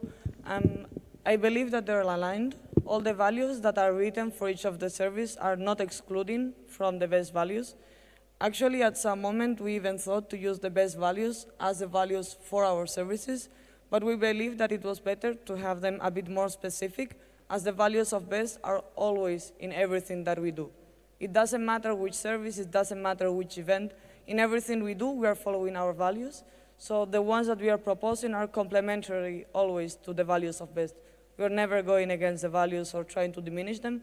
We are trying to add them even more and make it even more specific and more clear. Thank you, LBG Copenhagen. I apologize for trying to cut you. It was the question after you that was cut. And now LBG Athens. They cut as well. Then I think the next question is LBG Madrid. Hello, I'm Alejandro from Madrid, and this is an opinion. We are here as representatives of our LBGs, and so we are expected to gather input from our LBGs to bring it here. So I just want to say that it's a little difficult for us if we can have the document in GA prepped and then have it to inform of it to our LBGs. Okay, thank you, LBG Madrid. Now, Extra Ola. It will be a statement again. It seems very non-logical to use the brand without the representative visuals, because we cannot make sure that we achieve the visuals that we will be satisfied with until PM. So I really appreciate you for the work that has been done, but just a suggestion, maybe it will be more logical to vote everything together, to have consistent brand book, not voting it into 2 parts, because maybe it will cause additional problems in the future as well. Thank you for your statement, Ola. Zurita, I saw you wanted to respond. Yes, I also went through that logic at some moment. It's not a decision taken easily. The thing is, what we want to transmit should not vary depending on the visual that we want to use. The message that we want to pass to our stakeholders doesn't depend if we are using a cogwheel for eBay or if we are using a box for eBay. The message is at the end the same. So the reason why we split it is we can agree on the message, and the moment that we agree on the visuals, then we can kick it off. I understand that if both things happen together, it's easier, but it also includes the risk that if you don't like the visual, you disregard the rest of the message. Okay, we have a 2-finger from Extra Ola. Yes, of course, but then since we are splitting, like we are explaining more fully what means events on education, so we are changing the name, but they had the very aligning visual identity with courses. It was basically the same. So what will happen if, for example, for half a year or maybe for 1 year, we'll have to promote them as symposia on education. How we will do it locally to our students if we do not have the representative visuals and representative visual identity. Okay, thank you. Another comment from Zita. Please keep it a bit short. Yes. The events on education usually happen from summer to summer, so it was already agreed that in case this is approved, we will not change its brand until next year, so that there's enough time for sure to have the new visuals, and the service doesn't face any problems because of this. Okay, we had no more one fingers on the list, so we will stop it here. These kinds of decisions that impact all of BEST are always going to raise a lot of opinions, etc. And I think it's actually very cool that we are hearing these opinions and statements into the plenary. There was a time in BEST when people were quite shy about doing this, and I think it's very good that this happens. So thank you for the work and for the discussion. Thank you.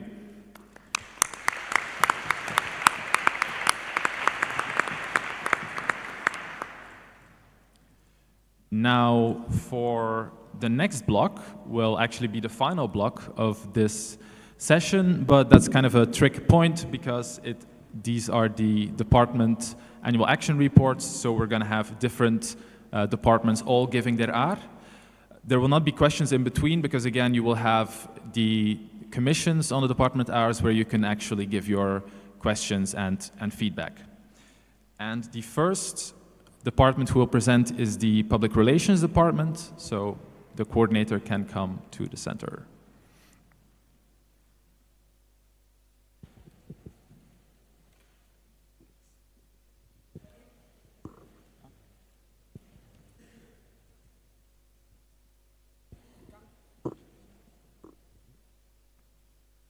Okay, so first of all, I would like to invite all department members and project members or people who feel that way in the middle. So Zorita, you're included.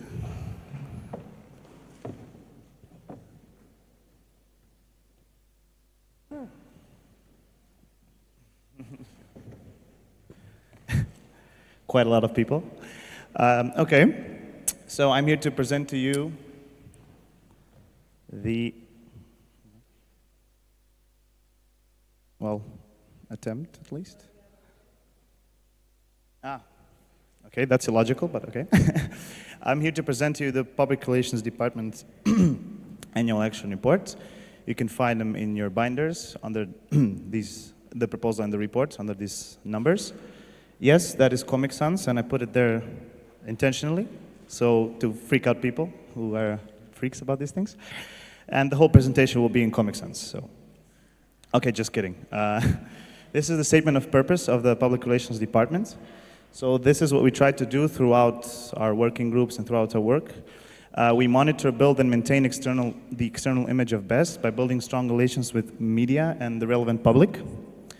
So keep this in mind while you're going through the report and see if we are actually fulfilling this statement of purpose.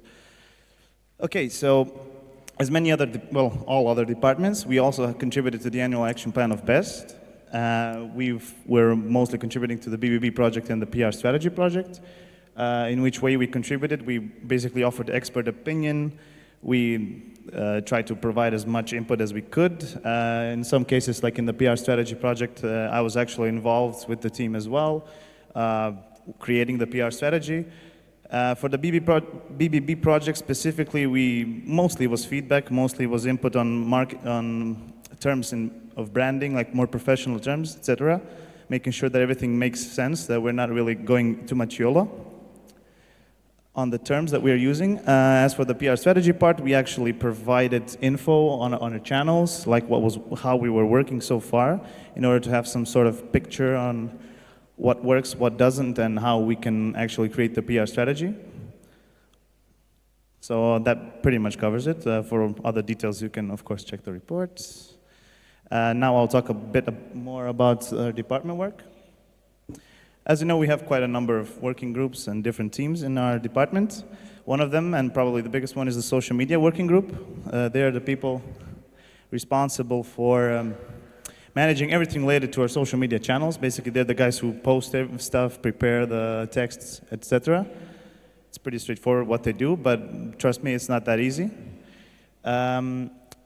They actually they did their work quite efficiently this year. We always had a steady stream of posts.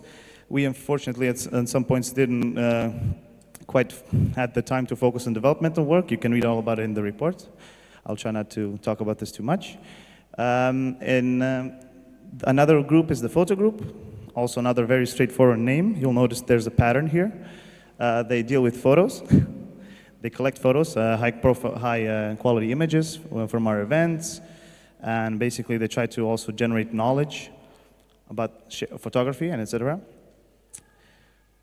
They're also overviewing the best photo contest. So.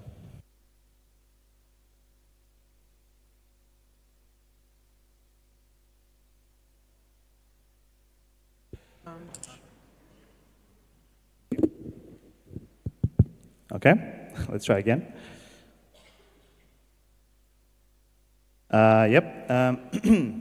So the text editors working group, they are responsible for creating high quality text, feedbacking numerous documents that we create inside BEST. Basically, they're the guys who, if at any point during your international work you create a document, they start spamming you with all sorts of suggestions and what words you can use instead of the word you used and what is best grammatically, etc. They're also going to be responsible for creating articles for BEST if we ever decide to do the BEST blog that is planned for this year. So mostly text-based work. History of BEST is a relatively small project which aims to gather all sorts of fun facts about BEST and basically make them appropriate for posts, social media posts. So it's also pretty straightforward. The brand awareness team is a new team that we have from this year. It was actually, this discussion about it started way back in marketing, but we finally managed to start it off this year. They're mostly focusing on promoting the Best Brands book once it's actually finished, and hopefully you guys vote positively upon it. So they will be focusing on helping out LBGs with issues related to brand, sharing knowledge, and similar things. And then we have the Media Relations Working Group, which recently got its coordinator elected. Yay. So it's also quite new, well, super new. It's also, at the moment, the least defined one, obviously, because the coordinator actually has to say what he wants to do this year. So unfortunately, I can't talk too much about it, but its essence is something like what the corporate relations department does, except with media. That's how I always describe it, basically. Okay, now I'm going to talk about some smaller things that we wanted to do this year inside the PR. We wanted to update the structural leftovers, which is, leftovers is a term, so we used to describe, we have all these names and working methods left over from marketing, but some of them might not make sense anymore in our structure, so we tried to make sense of all of them, had discussions upon it. The discussions actually happened and everything, and we just missing the last step of actually implementing them, so, and it was supposed to be done quite a while ago, so it's delayed, obviously. We also created and updated a number of PR materials, mostly related to social media, also marketing materials that you can find on PA. We updated them, most of them. We also had the plan to actually create a position of interaction with local PR, the mailing list, I hope you all are familiar with. But it was cut since we changed the type of the mailing list into a discussion group mailing list, which kind of means we don't have to moderate it anymore. It's more, I mean, in essence, it already was that. So we just fixed the mistake and deemed this whole point as not necessary anymore. I mentioned before a blog. This blog has been, let's say, a mandate-specific thing we tried to achieve, but it didn't really work out. So far, it was mostly because of the text editors working group was also in need of being restarted this year, so it was quite delayed, but we'll hopefully finish it before the end of my mandate. We're also doing translation of best Wikipedia pages. We have them around 15 languages so far. So yay, and in case anyone else is interested, you can contribute. Here you can contact us, and oops, I seem to have mistaken myself for the membership department coordinator. That's not me, but you can also ask him about PRD questions. I'm sure he'll be happy to answer them. This is me, actually, and my PR delegate, Jurate. You can approach us for anything you want related to PR, if you want some suggestions, etc. And see you at commissions. Don't be scared by this image. I doubt that we'll be fighting about things. It's more or less fighting against confusion, if you have any. So thank you guys for listening, and see you at commissions.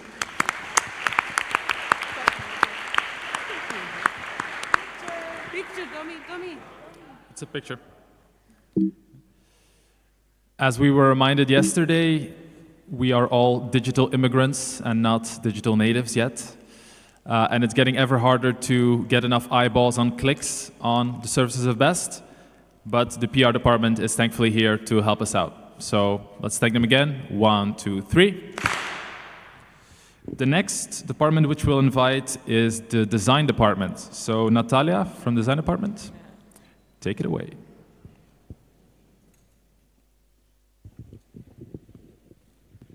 Hello everyone, my name is Natalia. I am from LBG Patras, I'm the design department coordinator. And before this presentation officially starts, I would like to invite in the middle all the designers, project members of the department, everyone, come on. Chop, chop.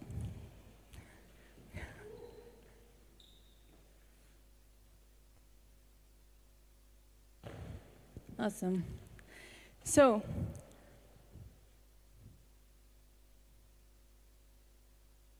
what did you wrong? Okay. So, for this presentation to officially start, this is the presentation about the annual action report of the design department, which you can find in your binders by following the code displayed in the screens. Oh, okay, damn it. So, to get things started, the statement of purpose of the design department is that the design department provides design materials for the needs of BEST in order to maintain and strengthen the image of BEST. That means that the design department is behind all of the materials that are designed in order to promote our services to the external world. Moreover, the design department is behind all the materials that are being used in BEST massively, for example, the Vivaldi handbook, etc. So, the annual action report of the design department is divided in sections, and the first section is the contribution to the annual action plan of BEST. We contributed in the following manner, as you see in this very ugly matrix there. First of all, we had to design some visuals about the new matrix structure, which was done earlier this year. Moreover, we had to contribute in the BEST branch book, as Rita described before. We had to design the visuals of the services that needed it, which got a bit delayed for the reasons that were mentioned before. We also had to design the actual handbook of the BEST branch book, which was done. We just wait to update everything inside. Going to the department projects now. First of all, we have the annual report of BEST. We design this every year. And last year, Luis Alves designed it, and it got successfully delivered on PM Warsaw. Moreover, we have the BEST gadget, which this year was selected to be a notebook. You will receive this later these days on the GA. Moreover, a big part of our work is the season promotion materials project. 4 times per year, we design materials that are being used in order to promote BEST courses and BEST symposia now on education, maybe. So all 4 of these projects were done successfully. The materials were uploaded on PA, and LBGs got to promote all our services. We also had the external events projects posters project. We do this every year as well, and last year we encountered a bit of a problem with the communication with the company that prints the posters, so that's why the winter poster didn't get to be delivered. Though next year we will not print the posters, so the whole project, instead of starting in March, will start now in May. So hopefully things will go better. Moreover, we have another project now, which is kind of fresh. It's called Online Learning Platform Project, and a team of skillful designers is working on creating tutorials about how to design things in BEST, like things we need. For example, covers, posters, GIFs. Now, going to the other department work. This is a detailed list of the icons that I'm going to use, so please memorize it in 3, 2, 1. Okay, so for the past 5 months, we've been working on the knowledge management of the design department, and we have successfully formed all our archives and wiki and stuff. Earlier this November, we designed the season's greetings card, which was sent to our partners. We also had to evaluate the effectiveness of the external event posters. We moved this to PRD because it's not that much of a design thing. We also had to collect all the common design elements from the annual report. We didn't do this in time because the designer couldn't do it, the designer that did the annual report of BEST, so it's a bit delayed. The PR strategy handbook design got cut because of there were many delays from the content, so maybe we will do it next year if it's done, if the handbook is done. The communication, we created the local design mailing list in order to communicate between the LBGs and the department. Moreover, LBGs can send materials for feedback in this mailing list. And now, currently, we're working on updating the marketing materials and to create a design contest. Maybe we will have this contest next PM, who knows. Another big thing that the department does is that we design things by request from all the international bodies of BEST. For example, if a certain Vivaldi department needs their Vivaldi handbook designed, we do it. In order to follow our work, you can join those mailing lists, the Design Observers mailing list or the local design mailing list. You can also visit the design department wiki page in order to get informed about what we do and what we have done. If you have any questions, feel free to join the commission that's going to happen tomorrow. Thank you.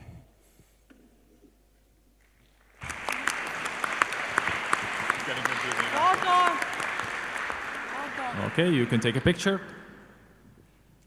So as you probably all know from experience in your LBGs, there's never a good designer around when you need one. And when you do find one, you want to hold on and never let them go. And this is pretty much the function of the design department in BEST, and we're very happy that they're here to make us promote ourselves better. So let's 1, 2, 3. The next department that will present itself is the grants department. So I'd like to invite Masht to the middle. Okay. Hello. Golden Dragons and project members to the middle, please.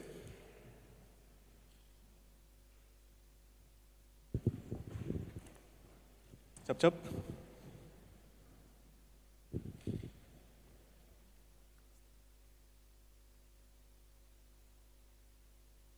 Okay. Welcome to Grants Department presentation for the annual action report. I'm Ash Mekwar, the Grants Department coordinator. So, to get started, what we do in Grants Department, basically we write grants, we send grant applications, and hopefully we get the money. We help the treasurer in fulfilling the budget of BEST. Okay. So, as all the other departments, we contribute to the annual action plan of BEST, mainly in 2 areas for Grants Department. The first one is in the financial management, to optimize the cost and expenses. As Naya explained before, we submitted a framework partnership agreement for Erasmus Plus Key Action 3 for the report, and we got more or less its 7,089, yeah, and 890 euros, okay, during in early September.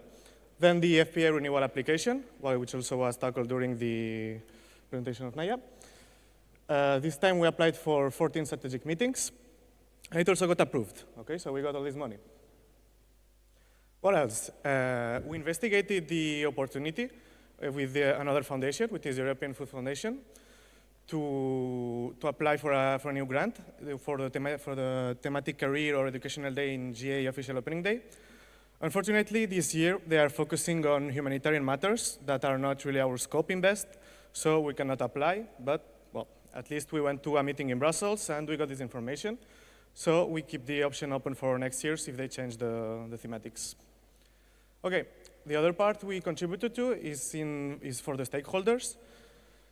We were asked to give input for the feasibility of implementing thematic years in BEST, mainly to assess a little bit the foundations we have in the foundations database and try to find if some of them found this kind of initiatives. Okay. So tomorrow we have a presentation about this, about the thematic years, so probably the outputs will be presented there. Then we were asked to apply for BEP, a grant for BEP, but since the project was cut, no grant was written because, of course, no project, no grant. Then, department projects.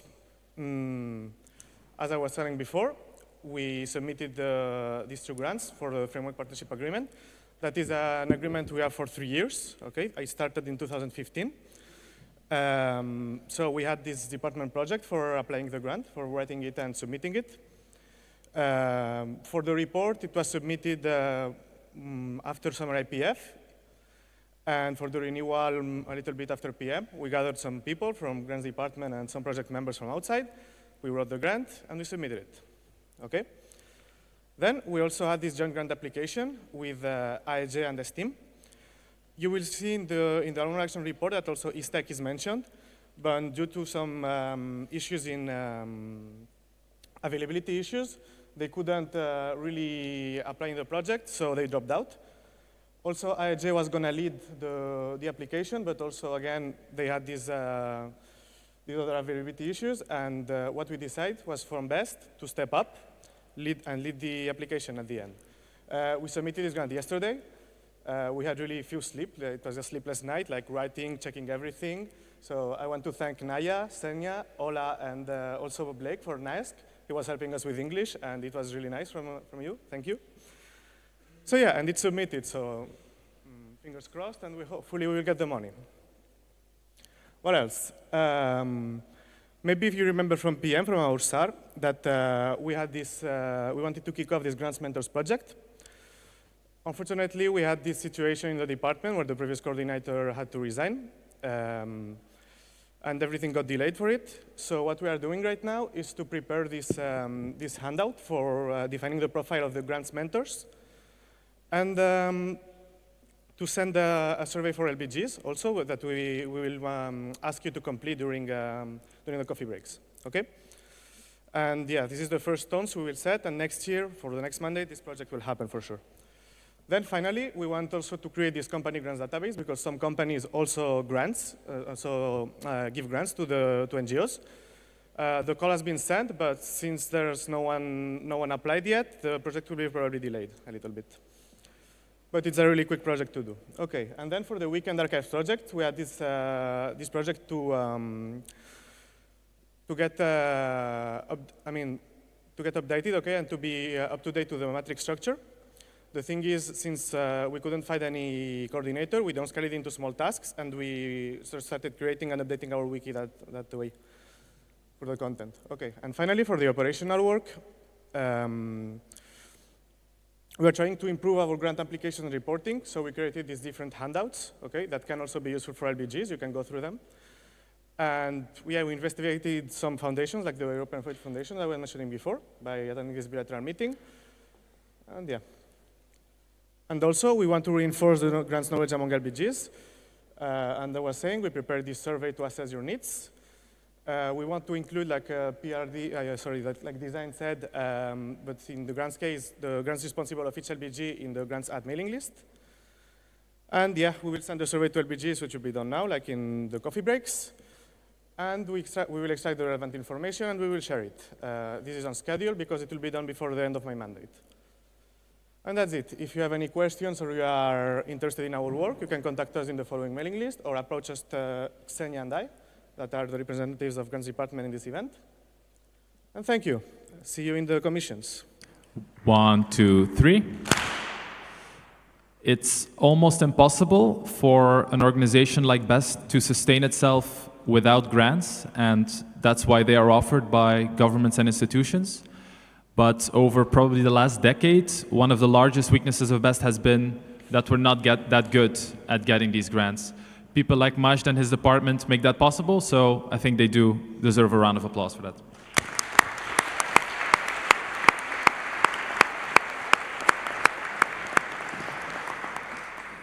The next and almost last department we will hear from today is the competitions department. So Narcisa, to the middle, please.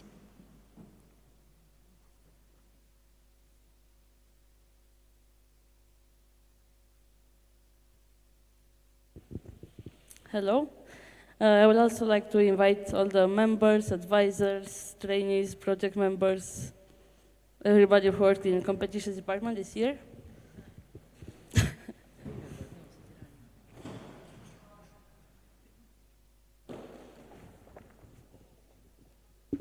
Cool. So I'm Narcisa from LBG Brasov. I'm competitions department coordinator this year. And I'm here to present you all the things that we did in this mandate. You can check our report and proposal in your documents.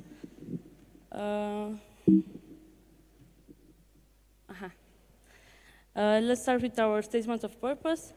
Basically, the competitions department is here to provide support to you, to the LBGs, in developing competitions and to provide, basically to provide the support when you organize the competitions. You have some help in this. Where are we on the map? This is the map of Europe, and you can see here all the LBGs where we have some members that are working in the department. It's really nice to see all of these members that are working. And let's see to more serious stuff, what we did for the annual action plan of BEST. For IP2, I will try to present it shorter. We worked on see what we should change in BUS in order to be implemented for NRRs.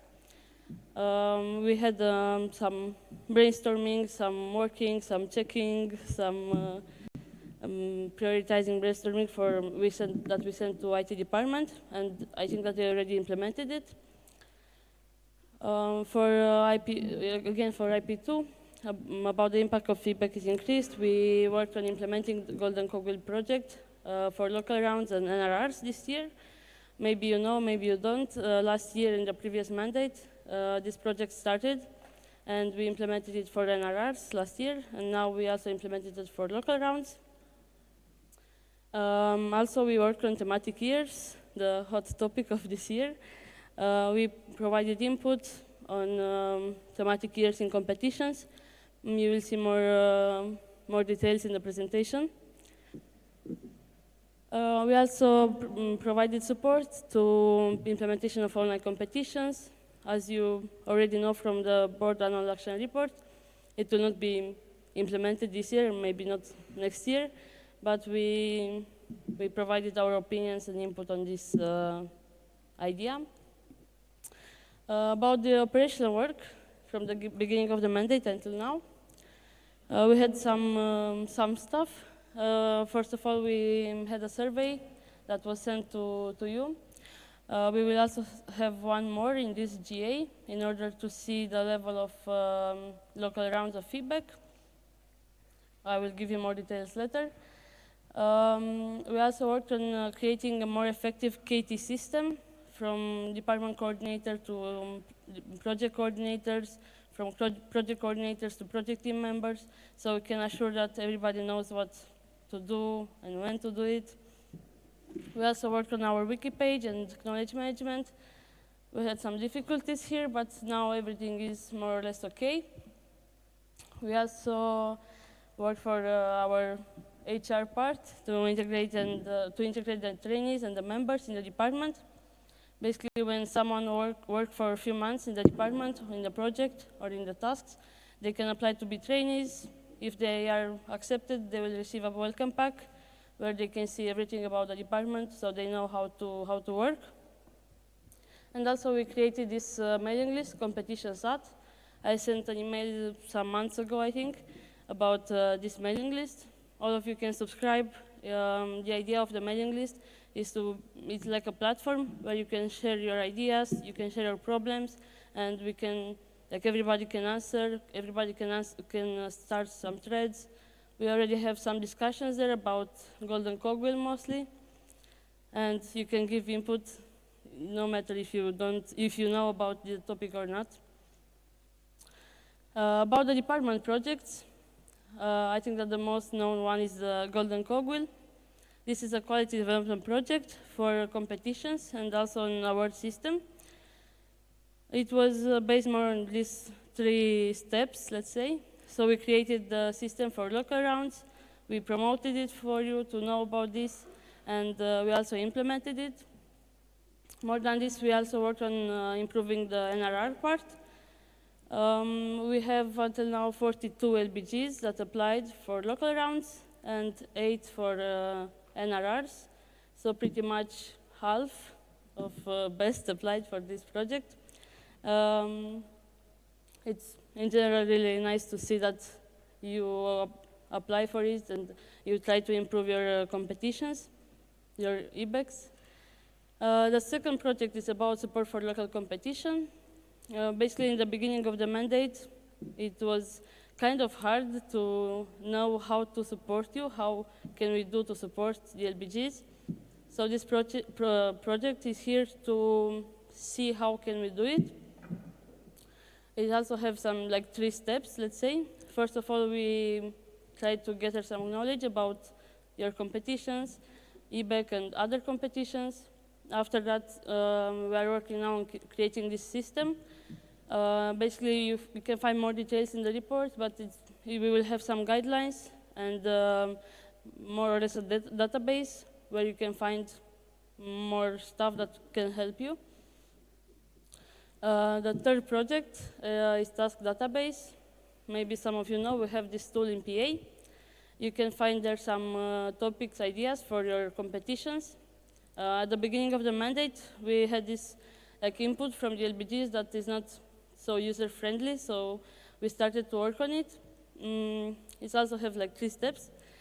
First of all, we tried to see what should we change in it. After that, we have this handbooks review. We have case study handbooks and team design handbooks, where you can see how to create a topic. And we will implement the changes with IT department in the future. Knowledge on competitions is the last project. I didn't have the coordinator, so I tried to manage it together with other responsibilities. Basically, we have Gabor that is working on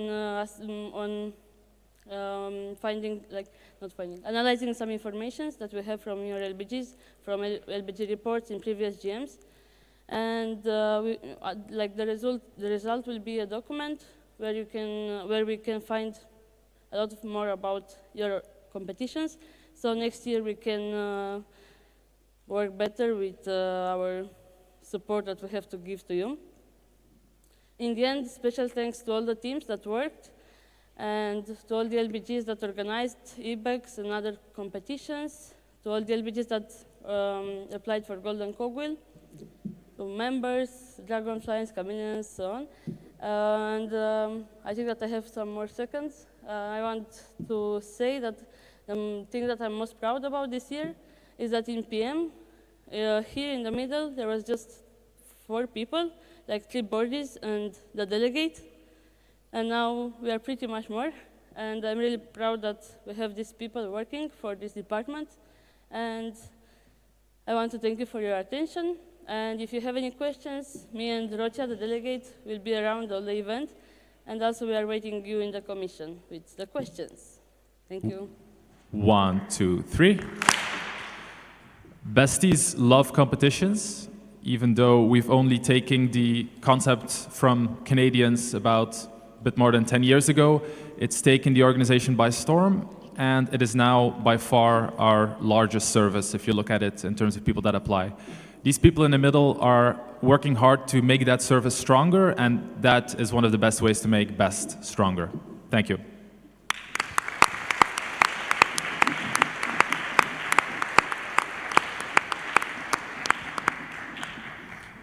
And for the final department and also final presentations today, we will give the word to Angelina from Vivaldi department.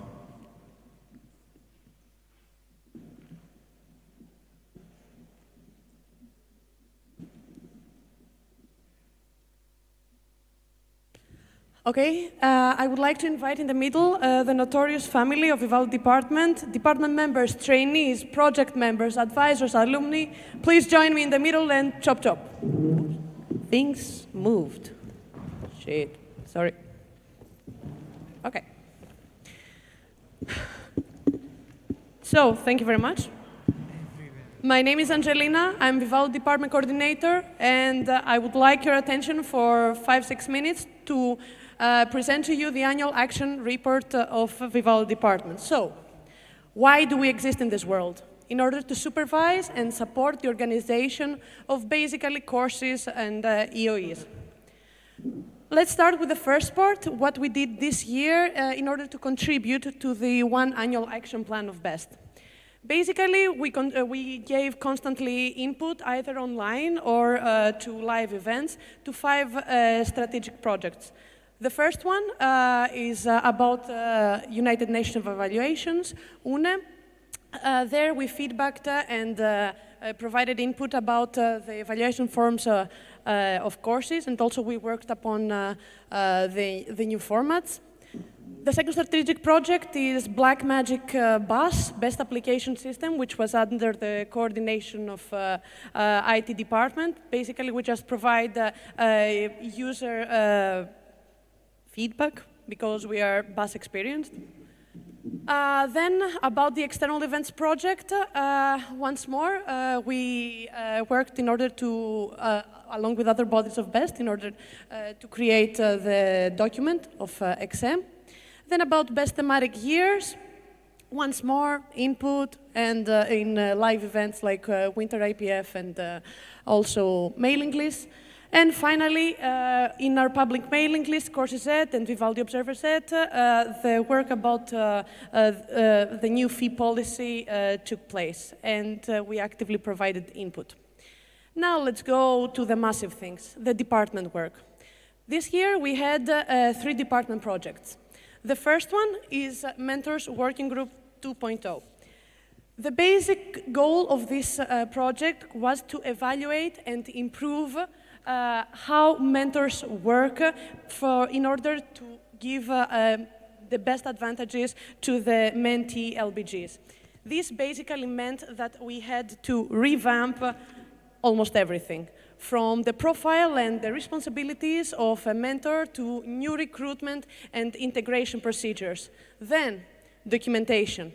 Almost everything is new. New handbooks, new welcome packs, updated wikis, a totally new archive, and a new reporting system. What am I forgetting? Okay, that's for documentation. And finally, the mentors have to collaborate with other several entities in BEST, like Arrays, Golden Apple team, the season coordinator, and so on. And in order to make sure that communication is not jammed at any point, we established new communication protocols. Second one, Vivaldi Guidelines 2.0.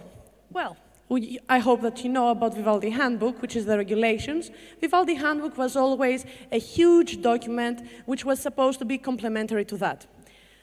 But nobody read it. So the idea was to create something based on the existing document, something new and adjusted to the current reality.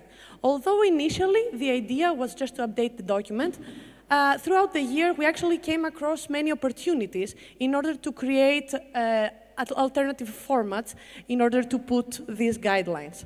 So, right now I am really happy to announce to you, and we will have also another presentation about it, that we have a completely new document, totally restructured, adapted to Vivaldi Handbook 6th version, and also with the stamping procedure violations and also the Golden Apple achievements. All this is almost finalized. It's in our public mailing list. The feedback round is almost over. Second, we have coded an auto-reminder, let's call it, tool, which will send automatically to the core team members informative emails about what they have to do, not only just to keep, to be in accordance with Vivaldi Handbook, but also with Golden Apple. And finally, we are now finalizing, according to the feedback that we're receiving on the Vivaldi Guidelines document, a set of Prezi presentations. Because, well, let's face it, nobody reads a 45-page long document. Finally, our last project is the evaluation of the stamping procedure. The stamping procedure was introduced 1 year ago in GA Tallinn in order to raise the transparency and be more fair when it comes to making the stamping decisions. This is something completely new, so it needs to be evaluated. This is why we needed to actually collect data from the 2 seasons that were completed and the stamping procedure was applicable. These seasons are Summer 16 and Autumn 16. Autumn 16 was finalized in the beginning of April, and this is when we started analyzing the stamping procedure. So, just give me a second. I have my cheating paper here. Okay. So, we have 3 scopes in order to evaluate the stamping procedure. First, we want to assess how many courses wouldn't have been stamped if the Vivaldi Handbook 6 was due. Second, we want to assess the ease of use of the stamping procedure for the department. And third, we want to assess whether the awareness of the LBGs about stamping has grown. Finally, just some numbers about the operational work that we do. We have 3 pillars. We are handling the seasons, we are running the Golden Apple competition, and of course, we are managing the Mentors Working Group. In this mandate, the applications to almost 160 events were more than 24,000. Of course, as you can see from the chart, once more, the summer seasons took all the floodlights. Second, about mentors. Currently, we are very proud to have 24 active mentors in our group. Since the beginning of the concept, so far, 94 courses have taken advantage of the mentorship. And we are really happy to say that only in 2017, 23 courses are now under mentorship. Finally, about Golden Apple. As you can see, it's pretty popular, and the mean value of all these bars is around 69%.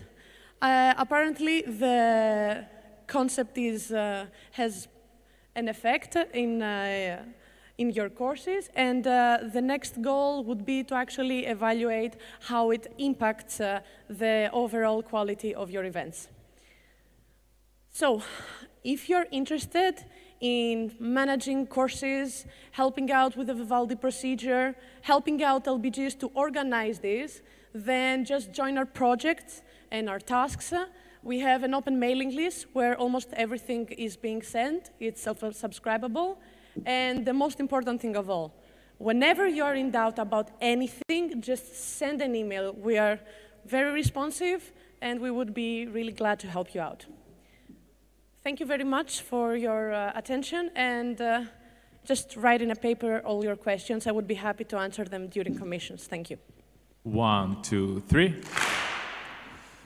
Seasonal courses were the first service that BEST offered. That's now more than 25 years old. And as you could see in the presentation, literally tens of thousands of students are applying. And with the help of Vivaldi department, thousands of students can reach your LBGs every year to have the time of their life. It's probably one of the major things that BEST is achieving right now, and these people deserve a hand for that. Thank you.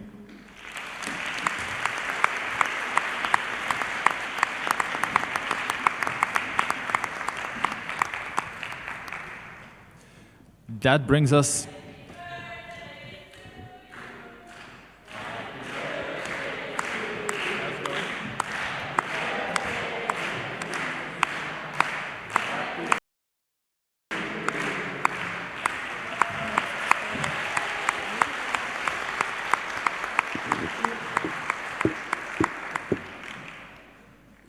You were literally 30 seconds too early because Oscar has some announcements.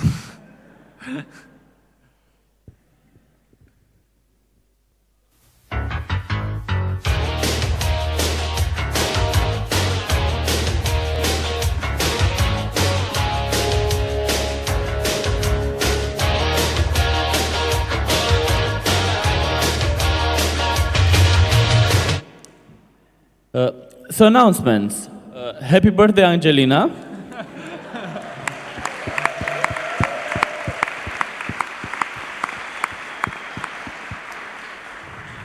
And the Caravel has an announcement regarding LTSP. So if a microphone carrier can bring a mic to the back.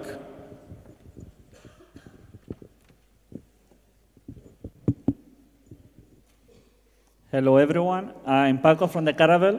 I'm really glad that many of you signed up for the sessions for the LTSP, but not all of you did it yet.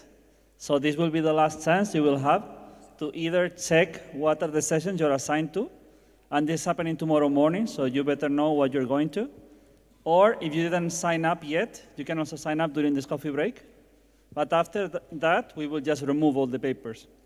So if you're having problems like I have no internet, this is the last chance you will have.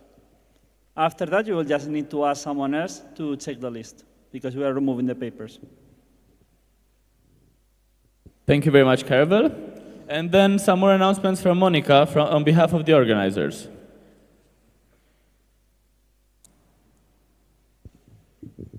Okay, so first of all, you can find a poster for lost and found things, which will be at the end of the plenary. I mean, on the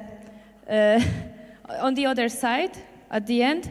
So if you lost something, please write on this poster. We will try to find it, or maybe someone else just saw it. The second one, the help desk is already set up on the other side. So if you have any problems, issues, please approach us there. And also, if you don't have lanyards for your name tags, you can also go to the help desk to take one of them. I have one request for all of you regarding coffee breaks. Please clean after yourself during coffee break, because it was a very big mess last time, so if I can ask you to clean after yourself, I will be really glad. Okay, when it comes to coffee break, there is one additional bowling device with a T, which is at the end of the plenary. I mean that the coffee will be at the same place where it was previously, but the tea will be on this side, and it's already done. I mean, prepared. And I have also one question, because we lost post boxes for the LBGs, which were made by us manually. There were boxes painted with flowers, and they were yesterday at the party place. If somebody of you saw it, please tell me, because otherwise we don't have post boxes, and I am really sad. Thank you, Monica, for the announcements, and please do try to find the post boxes, because you do not want to make Monica sad. Regarding amendments and counter proposals, please approach the board table every second coffee break of the day. So the coffee break in the afternoon is the moment to approach the board table if you have questions, comments, or seek advice regarding amendments and counter proposals. Then there's going to be membership rehearsals in the plenary. So Hania is up at 11. Istanbul Yildiz is up at 11:30. Groningen is up at midnight. If you are these LBGs, please be in the plenary at the time and please do not be late. If you are not those LBGs, please stay out of the plenary during that period. Then, Extra Antonia, Extra Carolino, Extra João Peixoto, and Training Department Arnulf to the board table to the secretary, beginning of the coffee break. Then Ruben from LBG Porto, Adam Krakow, approach Narcisa in the beginning of the coffee break for the discussion group preparations.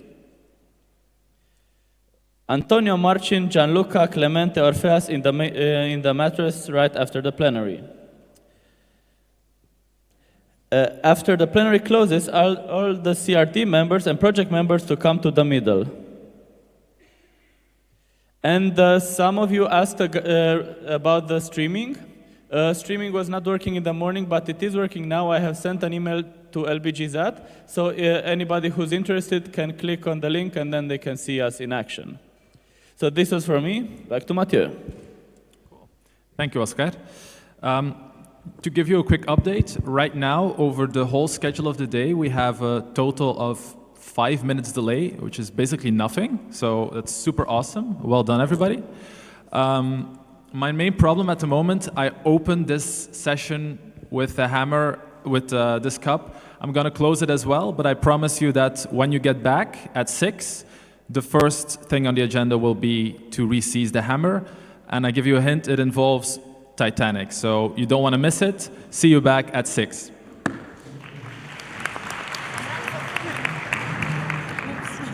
That's what I was afraid of, but yeah, fine.